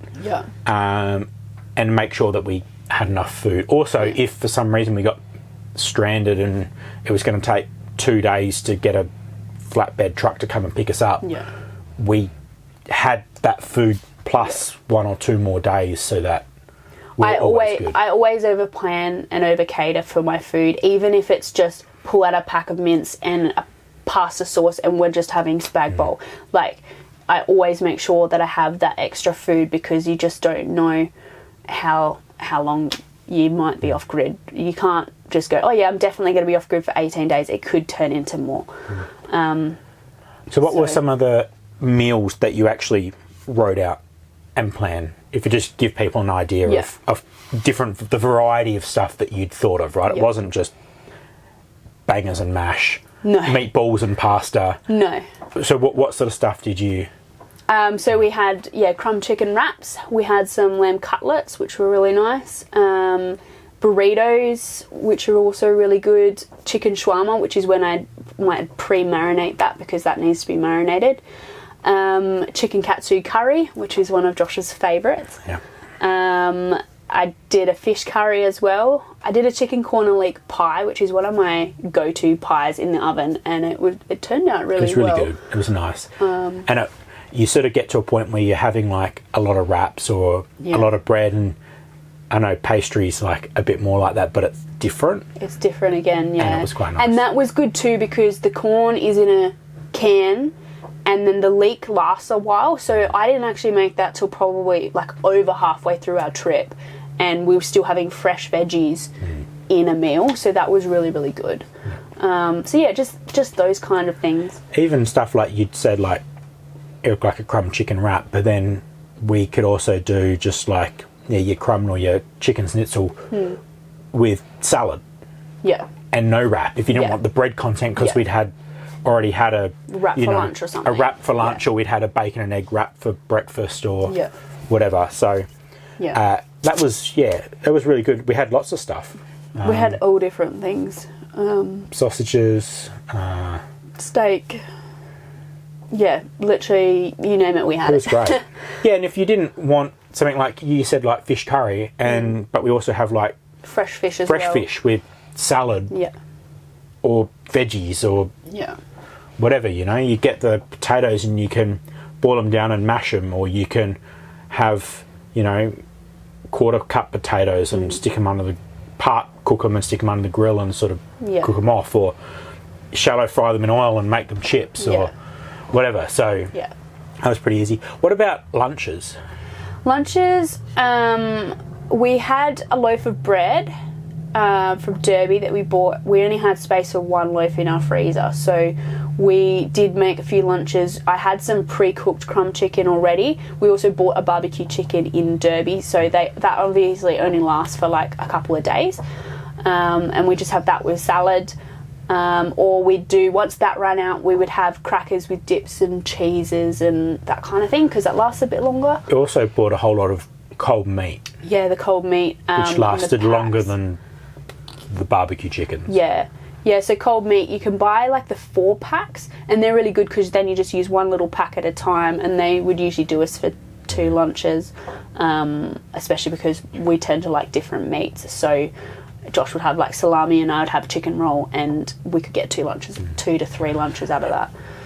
It was good because when you open it, you've got to use it. One, because it starts to go off quicker, but also when you're going down the Gibb, like it's quite a bumpy road, so things that are open have the tendency to spill or come out. Where things are continue to be sealed, it also helps in not having further mess, right? Yeah, for sure. And then what about breakfast? Breakfast, so if we were actually stopped and not doing a walk, we would probably have bacon and eggs or pancakes, something like that. If we were doing a morning walk, I pre-made a heap of cookies and chocolate slice, which you would have seen in some of the episodes us eating that. That's literally, I pulled it out of the freezer in a bag ready to go, and we just whack that in the backpack and have that as snacks on the road. We also had yogurt. Oh yeah, yogurt, yes. We had a couple of just the 6-pack Yoplait single ones, and just that. The cookies and slice, I think, was more like a morning tea. We would have it for breakfast sometimes. It would be at what you consider a breakfast time, like you might be having like 8:30 or something, but you've been up for 2.5 hours and done a big walk, and it was just easy. And because it could go in the freezer, we actually had quite a lot of space in our freezer, where fridge space was used as a premium for our fresh fruit and veggies. So it kind of kept nice, and it was a good snack. We'd have that for a snack. What else would we have for snacks? We had like tiny teddies and shapes and stuff. We would have those for snacks. Also had icy poles. Yes, they're a great snack when it's really hot. Obviously you can't take them on walks with you, but if you're just sitting around the caravan and it's 35 degrees and you have no aircon, snacking on icy poles is amazing. And we get the berry juice ones, and so it's just like cold frozen juice. I'm not a bubble gum guy, hey. So yeah, just the normal juice icy poles. They were good. Yeah, they were good. And they were a nice substitute for like ice cream, because ice cream you've got to keep at like -18, which when we're running on 12 volt and it's 35 degrees, so the fridge is in the car and the car's in the sun, and so inside the car it's obviously a lot hotter than 35 degrees. So even the best 12 volt fridge with the best insulation and the best 12 volt compressor can only really maintain a temperature difference of 40 degrees, and like they're chewing the power. So you really struggle to keep any 12 volt fridge down at like -18, but you can easily keep them around -10 to -14, and obviously water freezes, 100% freezes at that point. So icy poles freeze, whereas your ice cream can be quite soft. Plus, you can't sit around eating ice cream all afternoon every afternoon. And nor do you want to. But icy poles are nice and fresh, so that was good. Yeah, and then the other thing I would probably talk about in terms of meal plan is also drinks consumption. So we didn't drink the water from our tanks, just purely because we don't have a second filter. Like, we have filtered water, but you're not guaranteed that water's not going to make you sick. So we just drink bottled water. But that was one concern. I think the primary thing is we worked out if we couldn't get water, because we were assuming on the Gibb there was limited water, we worked out that we needed all our tank water and the reserve that we had for just a bit of cooking and washing up, and to allow a very frugal shower maybe every second day for both of us. So we couldn't then afford to be drinking that on top. So we had to look at, okay, we've got to carry water on top of our tank water, is what we were considering. So what did we go for? We went for just bottled water, the 600ml Woolworths ones. They're also real easy to just pull out and whack in a backpack for walks. And I think we allowed 3 or 4 each a day. So I think we ended up buying 3 cartons or something like that for the entire time, and we were fine with water. I drink less than Jackie, so I think Jackie allowed probably 4 for you, probably like 2 for me, just because I don't tend to drink too much water. With his water intake. Plus you're not just drinking water, right? Like we'll have like a fruit juice in the morning, you've got soft drinks and other things that you drink throughout the day. So, we had that. Probably the thing to think about with drinks, if we're talking about them, is everything needs to be crushable. Whatever you bring has to be crushable. So, we don't drink alcohol just because I can't be bothered and it's expensive. I don't mind, the odd like ginger beer or something, but we're not big drinkers. So in terms of if you like having your mid-strength beer and like a I don't know, a Corona or something, it's in a glass bottle, can't have it. It's got to be all tins. Well, you can have it, you just don't have the rubbish space for it. That's my point. If you're going to drink a lot of it, you want to have rubbish space. So cans you can crush and they're just a lot easier. So the same thing would apply with water, right? One of the reasons we went for 600ml bottles is if you go and buy these 2 litre hard plastic tubs, very hard to crush a hard 2 litre or a 5 litre tub. Also, if you want to keep it cold, that's going to take up a lot of fridge space, whereas bottles are easier to... We can put in 4 bottles of water in the fridge, get them cold. When we take out 2, we put 2 warm ones in. By the time we want them, they're cold again. Yeah. So yeah, we had, I think when we left, we had probably 3, I reckon we would have had 4 24-pack cartons of water with us. We had a 24-pack of Pepsi Max cans, 24-pack of Solo. We had 2 10-pack of Sprite, 2 10-pack of Fanta, and all of our soft drinks are the 0 sugar ones. So while it's not the best for you, it's not as bad as full sugar, I suppose. So so they say. So they say, yeah, anyway. So we had that, and then we had a couple of 1.25 litre or 1.2 litre lemon lime bitters, like Schweppes bottles. So. Which aren't as crushable, but because we don't drink them as much. And then in terms of juice, we had about 6 2 litre like Golden Circle bottles with us as well, which we Josh drinks more. I probably only had 2 litres of it, and he had the rest. Yeah, you probably had 2 bottles. I probably had 4. Yeah. But and the reason why we do that is Jackie's allergic to apples, and a lot of juices have apples in them. All your tropical juices, everything will have apple, which is stuff I like. Yeah. So Jackie tends to stink more to like a pineapple or a mango nectar juice. So I tend to get those to myself. Yeah, which I'm not a big fan of mango nectar, so that's fine. You can have it, mate. But yeah, so that's probably the extent of everything. So by the time you take all your fresh food, all your drinks, all your meat portioned, you can really see that rubbish, and you don't have the luxury of carrying excessive food because you're not going to have a shop for 3 weeks. So you've got to really plan out what you want to do. And I think you did a really good job. Thank you. And thank you for looking after me. So feeding you. You just got to find a good woman like this, mate, and you'll be right. All right. Is there anything else you want to cover off with food? No, I think we covered that. All right. Let's talk about road conditions briefly. We sort of touched on it through our itinerary, but I suppose in talking about including taking a full height van where you can, where you can't take it. So in general, the Gibb River Road for us was almost a dream run. I've seen a lot of people kick and scream about the road conditions and, oh, it's terrible. And I could see that at points potentially it could be bad. And we definitely were around graders a fair bit. Now, whether they're just grading the road that often or we just happened to time our run where the grader was always 2 days ahead of where we were, I don't know.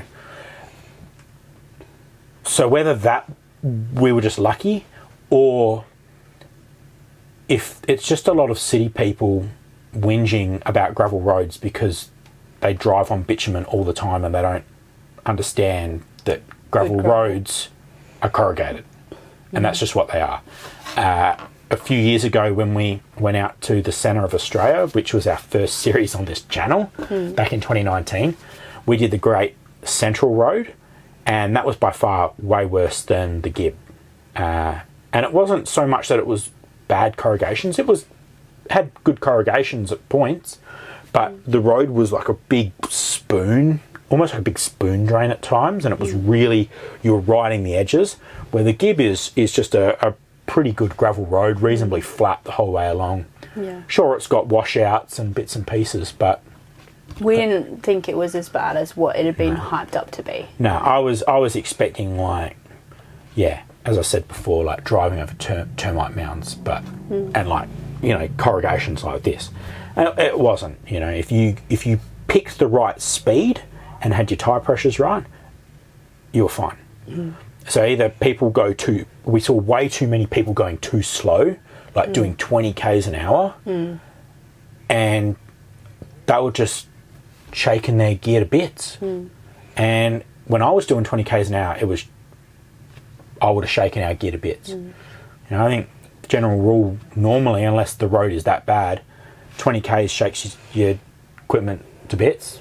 40 k's does it twice as fast. 60 k's, it'll either do it 3 times as quick, or you're starting to get on top, and by the time you tend to get around 70 k's an hour, up to 80. Yeah, after you're heading sort of north of 60, it starts to get a bit more comfortable. Obviously, if you go too far, it's not safe. Too fast is dangerous because you can slide off the road, and you've got to be able to slow down for potholes, washouts. It is a balancing game, but 20 k's an hour generally is just too slow. Yeah. So the road for us was great. It was fine. Yes, we hit the bad, a couple of bad gravel spots, but they were a couple of k's long. And then if you looked at the road, there was a patch that was bad and there was a patch that was good, and you're sort of doing the speed that was safe. And sometimes I would cross onto the wrong side of the road and drive down there because it was a straight road and I could see no one was coming. And you can often tell someone's coming because there's a dust cloud coming, and you can tell someone's coming towards you. And as you start to see them, you just drift back across your side of the road, sit on the bad corrugations, wait for them to pass, wait for the dust to clear. Oh, sweet, now my side of the road's good. Okay, I'll stay on my side of the road, or it's clear, I'm going to duck back across the other side and keep going. So that was fine. We could get our van into most side roads and get it all the way to the car park. And most of the car parks have got plenty of space for car caravan combinations. So you can get into most of the attractions fine. Providing you've got a van with reasonable height, you'll be able to cross most of it. I wouldn't take a low profile van into probably most of the side roads, but I probably wouldn't take a low profile road van on the Gibb. I know there were people that were doing it and I thought it was insane. One, because you need the height clearance sometimes to clear the washouts, but also the suspension's just not made for it. The amount of people we saw that sheared U-bolts on their leaf suspension was just like, it was just silly, They're a road van designed for the road, they're blowing tyres because they've got road tyres, not, an all-terrain tyre on. So you got to make sure you got gear that's suitable for it. And it doesn't mean spending 150 grand on your gear. There's plenty of good camper trailers out there for 40 grand. Go put a good set of tyres on them, Our van was, nowhere near 6 figures, and it had, just standard coil trailing arm suspension, and it had an alright set of all-terrain tyres, and we were good. The only place we had to unhitch, was into Adcock Gorge, and that's just because there was a washout, but there was plenty of space to drop the van, so that was easy. You could even tow your van all the way to Mitchell Falls if you want, because there was a campground actually at Mitchell Falls, and there were plenty of vans that were there. But it's because it's such a slow, windy road, as we said, we chose to just leave our van at the beginning of that road rather than trying to tow a van through that. But you could do it, and it was height-wise, it was fine. Yeah, you just got to have the time. So, but yeah, that's road conditions, mate. Even the Clumbaroo Road, that was fine. It was probably just a little bit worse than the Gibb in our experience, but it was just a gravel road, and if you're not trying to rush around and you've got time and you just accept that 300 k's might take you 6 hours, 7 hours, then that's fine. Get up early, start driving early, and then you've got the whole day and you don't feel like you're in a rush because the sun's setting and you haven't got to camp. If you drive early as well, we noticed that the roads didn't start to get busy till about 10 a.m. And we did leave one place, or we didn't get to somewhere until about 10, and then when we were driving we were passing a lot more people, and there was more dust around, and it was just because it was later in the day. So if you are driving earlier, you'll get a bit clearer run. Often you'll find on the Gibb as well is you will probably only drive, and most of the time, an hour or two down the road, because most of the attractions are within 150 k's of each other. So if you pack up early and get driving at 6:37 in the morning, most people are packing up and are getting on the road at 9. Now, if you're finishing your drive day at 9 or 10, you're getting into the campsite once the mass exodus have left. And you get your pick of the spots. And then you, in that driving time, have already done a walk for the day. You've got to camp. You can choose to do another walk. You can have a chill afternoon. And yeah, you get a pick of spots and everything. And you're driving on a road when there's no one on the road, so you're getting nice clear vision, clean air. You know, you're not having someone fly past you and rocks flicking up, which, you know, gives you an increased chance of like smashing a windscreen. And yeah, you're off the road by the time everyone else is on it. So that worked well. So that's road, mate. Honestly, it's not that bad. I did not think it was that bad. It was good. So yeah. All right. That being said, though, what did we break and how long did it take to rectify? So we had general sort of fittings and fixings that sort of started to come loose. So grub screws holding like tower rails in the van, and grub screws holding the winding handle for our TV antenna. Those sort of grub screws worked their way loose, and so we just had to tighten them. I just went around and checked the general screws and fixings for like plastic grill covers and like around our doors and windows and stuff on the van, you know, every couple of days. They didn't rattle loose too much, but they definitely sort of came out, you know, maybe half a turn. The worst screw, I think, was maybe about 3 turns out, and that was all right. We had a few of our tap fittings on the actual wind-in tap fittings on the outlets for our water tanks just have stones flick up and sort of smash them and break them. So I carried spares because I'd been under the van and assessed exactly what they were. Actually pulled them out and taken them down to the hardware prior to filling our tanks with water and going on this trip. And so I was carrying spares for that. And, you know, if I had my time again, I'd probably try and do a bit more stone protection just on those areas.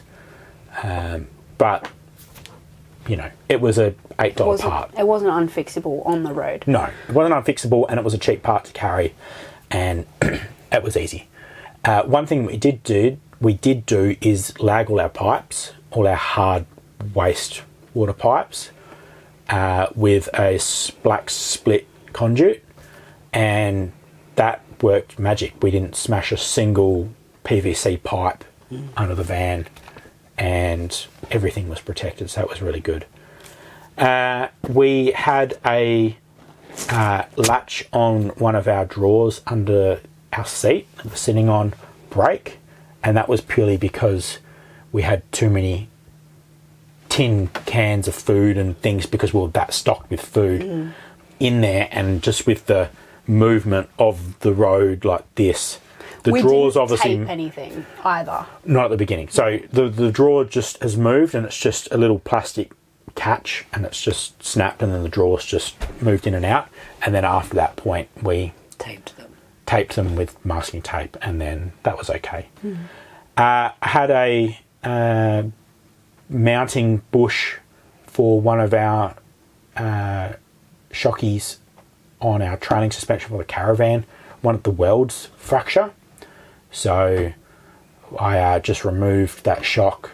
Lucky we had the twin shocks on our suspension, so still had one shocky there, and happened to meet a guy who camped next to us at our Questro station right at the end of our Gibb stay, who was actually a welder and carrying all his welding gear, and he was able to just to tack on that bushing for us again, so I could refit that shock.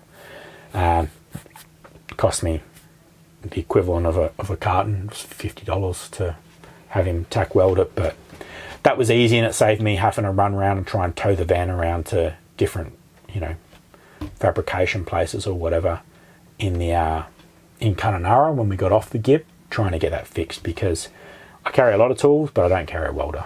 Yeah. So, probably the biggest thing that broke was our battery, which, if you're following our channel, you would know about.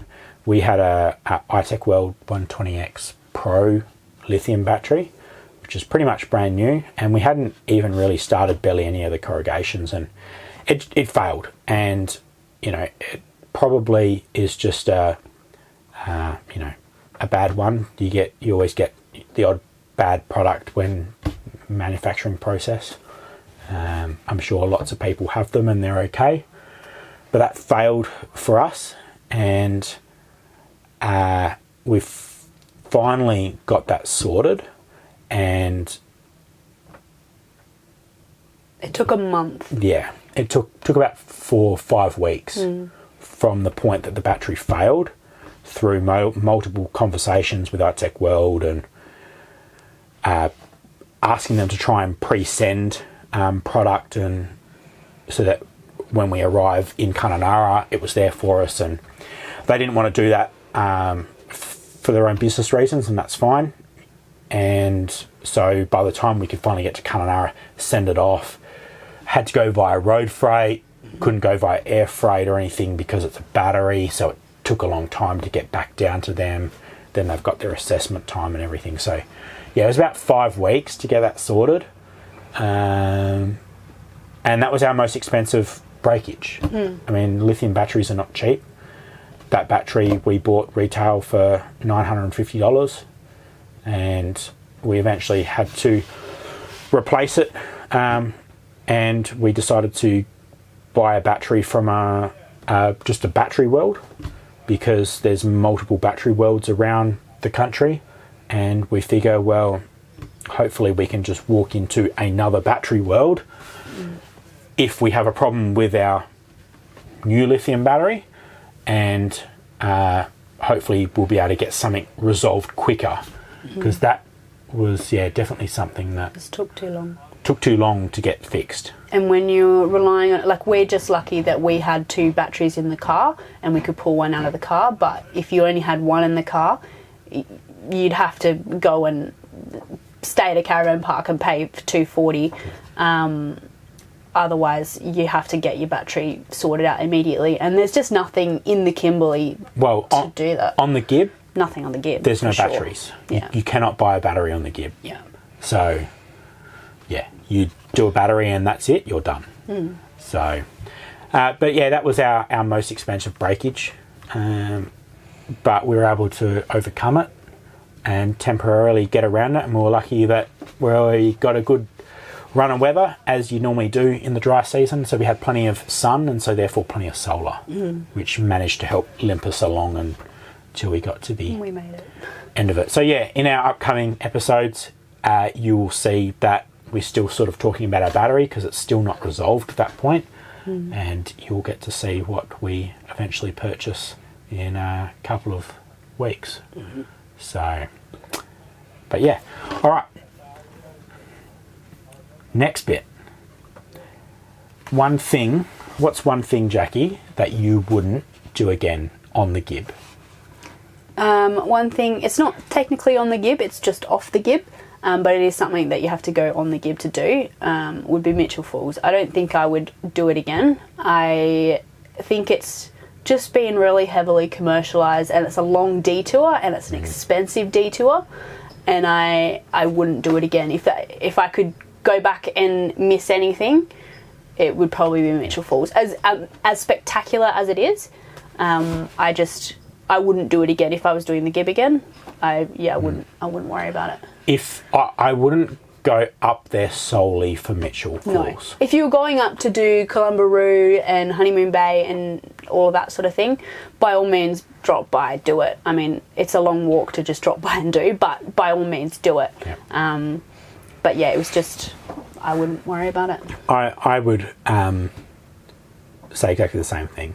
And I suppose the reason for it is we watched so many videos on Mitchell Falls. We read so many different articles. You read all the tourism things, and everything's so positive about it. And it was just such a letdown experience because no one highlighted the fact that it was $50 per head for the permit to drive on the road to get there. And then when you got there, it was just that much aircraft noise, and it was so heavily commercialized that, yeah, it sort of just wrecked it. Even on a lot of the groups that you can join on, like Facebook and things, for like the Gibb River Road, there's a few of like the admins and stuff on that group which I believe are sort of in the tourism industry, or they promote Kimberley tourism, and they are really heavily promoting everything, including Mitchell Falls, almost with blinkers on. And you just wonder whether, you know, as we're running businesses, they're getting a sort of a side, you know, hand back for promoting and booking people in to, yeah, come up and we'll take you up on a tour up to Mitchell Falls, or, you know, come do your helicopter ride and this and that. And yeah, I suppose if you got the money to do it, great. But if budget's a thing for you, I wouldn't recommend it, because, I mean, we had the budget, and I think our expectations were so high that it sort of was wrecked. Whereas I suppose when we talk about high expectations, I had high expectations of Emma Gorge at El Questro, met it and exceeded it. Yeah. Yeah. Whereas, yeah, that was a bit of a letdown. So that's something we wouldn't do again. And, you know, if I was to do the Gibb again, I would actually want to go up to Columbaroo. And I believe to go to Columbaroo, you may even still need an Aboriginal permit to drive through the area. Yeah. But I can't. I'm not sure on that, but you should do your own research on that. But I would probably go to Columbaroo and pay for a permit, just because you're on the beach and it... it's just a bit more. But that's also my kind of thing. That being said, if I went to Columbaroo, would I go into Mitchell Falls? Now that I've seen it, no, probably not. Because it's a long walk, and we have done it. Yeah. So. Well, from the Columbaroo Road, it's about 80 k's in, 80 k's out, back to the Columbaroo Road. So, anyway, that was the one thing we wouldn't do again. What about our top 3 spots or things we really enjoyed, Jackie? What was yours? My top spot were Galvin's Gorge. Was my favourite swimming spot by far. As I said before, it was just beautiful with the rope swing, the boab tree, everything, and it was an easy walk and just off the Gibb River Road, so really convenient. I loved El Questro Gorge. As hard as it was the most beautiful gorge that we got to walk through the entire time, and it was the effort you put in, it paid off. Like the whole way through, it paid off, so it was worth it.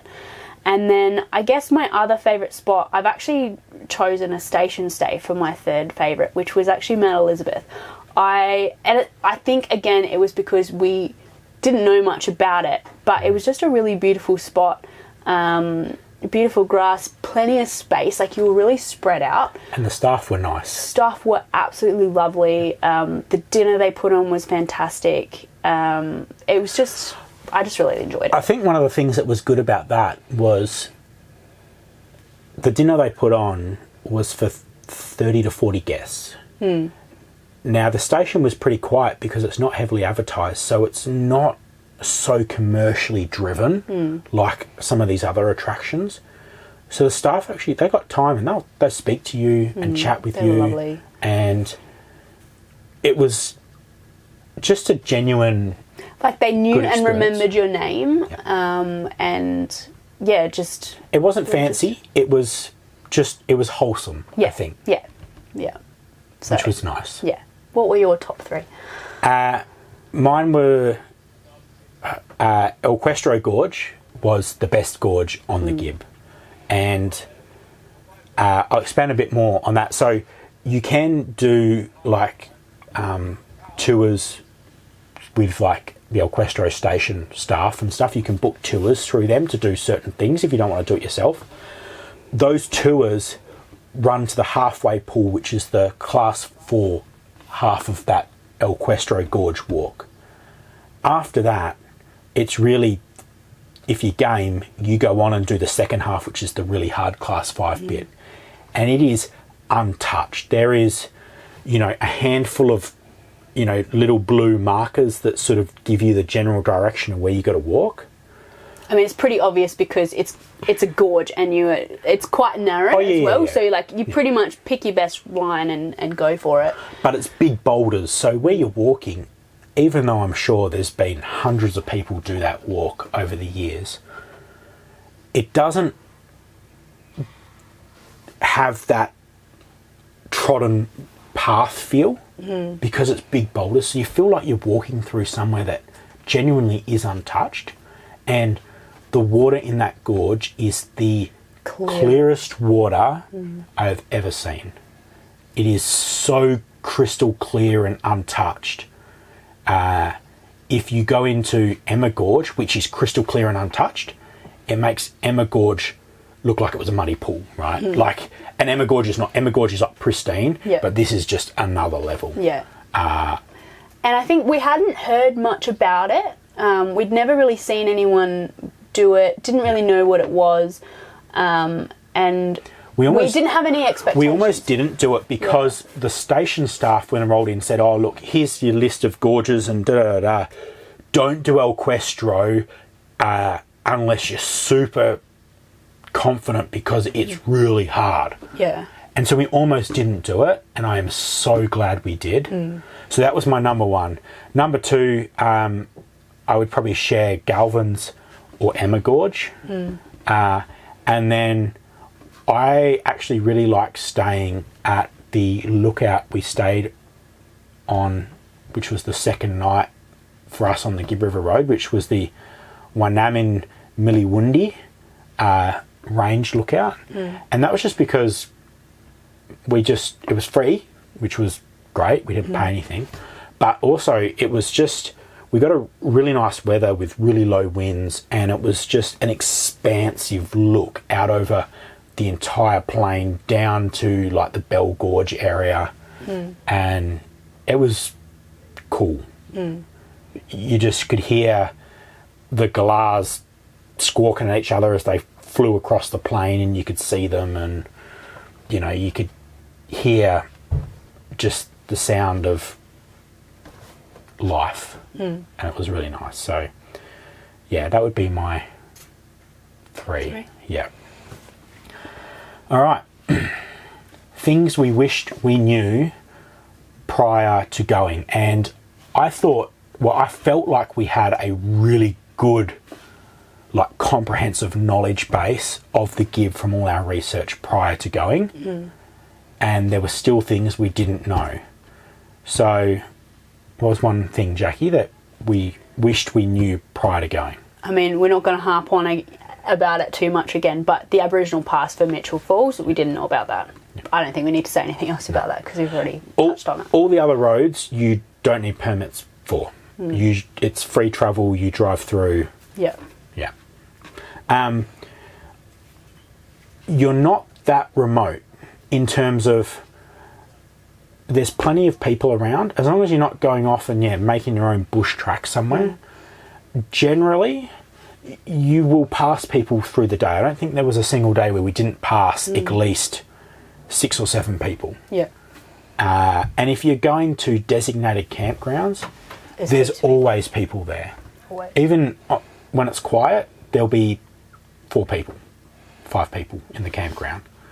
So yeah, it's not that bad in terms of if you're desperate for a hand, there'll be someone. There's always someone to help you. And like on that note, I guess like you won't ever be stranded. And we don't carry a sat phone, and I don't feel the need to carry a sat phone. Even at the roadhouses that say, oh yes, we've definitely got reception, and you don't, they have payphones as well. So you're not ever that far away from people, and even if you need a lift, like there's always someone coming along that can help you out. So we didn't feel like we would ever be stranded, and yeah. I suppose the other thing that people might talk about if it's not a sat phone is people talk about Starlink a lot nowadays. We have YouTube. We're running YouTube. We don't have Starlink. Did we miss it? No. Did we feel like we really needed it? No. from where I stand, you go to these remote places to disconnect and have a little bit of adventure. Yeah. If I could tell you to do so, have a bit of adventure. You know, if you're well enough prepared, you should be able to get yourself out of most situations. Most of the stations also have free Wi-Fi. So, and just ask them and they'll give you the password if there is a password. Yeah. Or it may be a small fee to connect to their network. Yeah. And you'll get a certain amount of data if you desperately need it. But we didn't ever feel like we were that desperate for it. If you're carrying internet to stream videos, mate, download a bit of Netflix before you go, and that's your selection. Yeah. And sit outside and sit around the fire and talk to other people. It's amazing who you'll meet on the road, and you know, you talk to that person because you're being friendly, and then the next thing you know, you've realised something's broken, and then they're coming across to help you. Yeah. And it's good. So, yeah, I don't think you need anything more. We carried, one thing I would recommend though is Jackie's phone is with Telstra and I'm with Optus. And having the two was definitely beneficial. Yeah. Prior to coming on the Gibb, we were both on Optus, and we made the decision, look, one of us should go Telstra because Telstra should have more coverage. Surprisingly, Optus actually had more, I reckon. On the Gibb River Road, Optus all the way. If you can only pick one, if you're a single person or whatever. Optus had more. Optus. Not Telstra, Optus. Telstra had... Did you ever have a point where you had Telstra reception? Yeah, I definitely had reception along the way. Where'd you have reception? I had reception at Mount Barnett, supposedly, but it was fake. You couldn't make a phone call? No, I couldn't make a phone call. So you didn't have reception? Then there was... I had it at El Questro, which you didn't. Yeah. That was it. That was probably it. Where you had it at, like, I had Silent Grove, which was Bell Gorge. Silent Grove, Bell Gorge. I had it at... Ellenbray. Emingi. Ellenbray, Emingi. Where else did I have it? There were a couple of random spots where I just got reception. I had a couple of random spots as well. Like, it was patchy. But it always felt like yours just didn't work, even for a phone call. Like, we're not talking data, we're talking, I need to make a phone call. Yeah, yours didn't work. There was quite a few times where I could make a phone call. And, you know, if you, I need to make a phone call, but I don't have a number. Well, there was a few times where we would call people we knew, ask them to log on to the internet, and can you give me the phone number for iTech World? I need the number for iTech World, please, because I need to make a phone call for them to try and start a warranty claim for the battery. I got that. I got the iTech number. I called iTech World. Yeah. So that was fine. Even though you're not that remote in terms of people, you definitely need to take a very comprehensive parts and material for your setup, I believe, if you want your trip to be reasonably hassle-free. If you're okay to just, after 2 days, have the perspective of any small breakage is going to become a major thing that's going to end your trip, then don't take anything. That's okay. And if you get through unscathed, then fine. But I think if you can take a good selection of basic parts and materials and tools and tapes and glues and greases and all that sort of stuff, then you'll be fine. And like, for example, I had a full set of bearings for our caravan for the van, and we didn't need it, but you know, if I had a bearing fail, well then fine, I've got a set of bearings. And if you're someone who doesn't know how to pack a set of bearings, as long as you've got your bearings, there'll be people around that will be able to probably help you do it. Or if you are at a mechanical place or at a station, the guys will probably know how to help get you going. They just don't have the parts. They don't have the parts, so you got to carry parts. All right, next. Another thing we wish we knew prior was that there wasn't as much food available that we thought. Not that that really mattered for us, as we were really well prepared, for food, but we thought there was a lot more food available than what there was. For example, we'd heard that there was like hot roast chickens at Mount Barnett Roadhouse. One of the stations, yeah. We didn't see wasn't. them. No. Yeah. So, and you kind of planned that, if we we're getting low, we could maybe buy a hot chook and you can do some dinner with it. Yeah.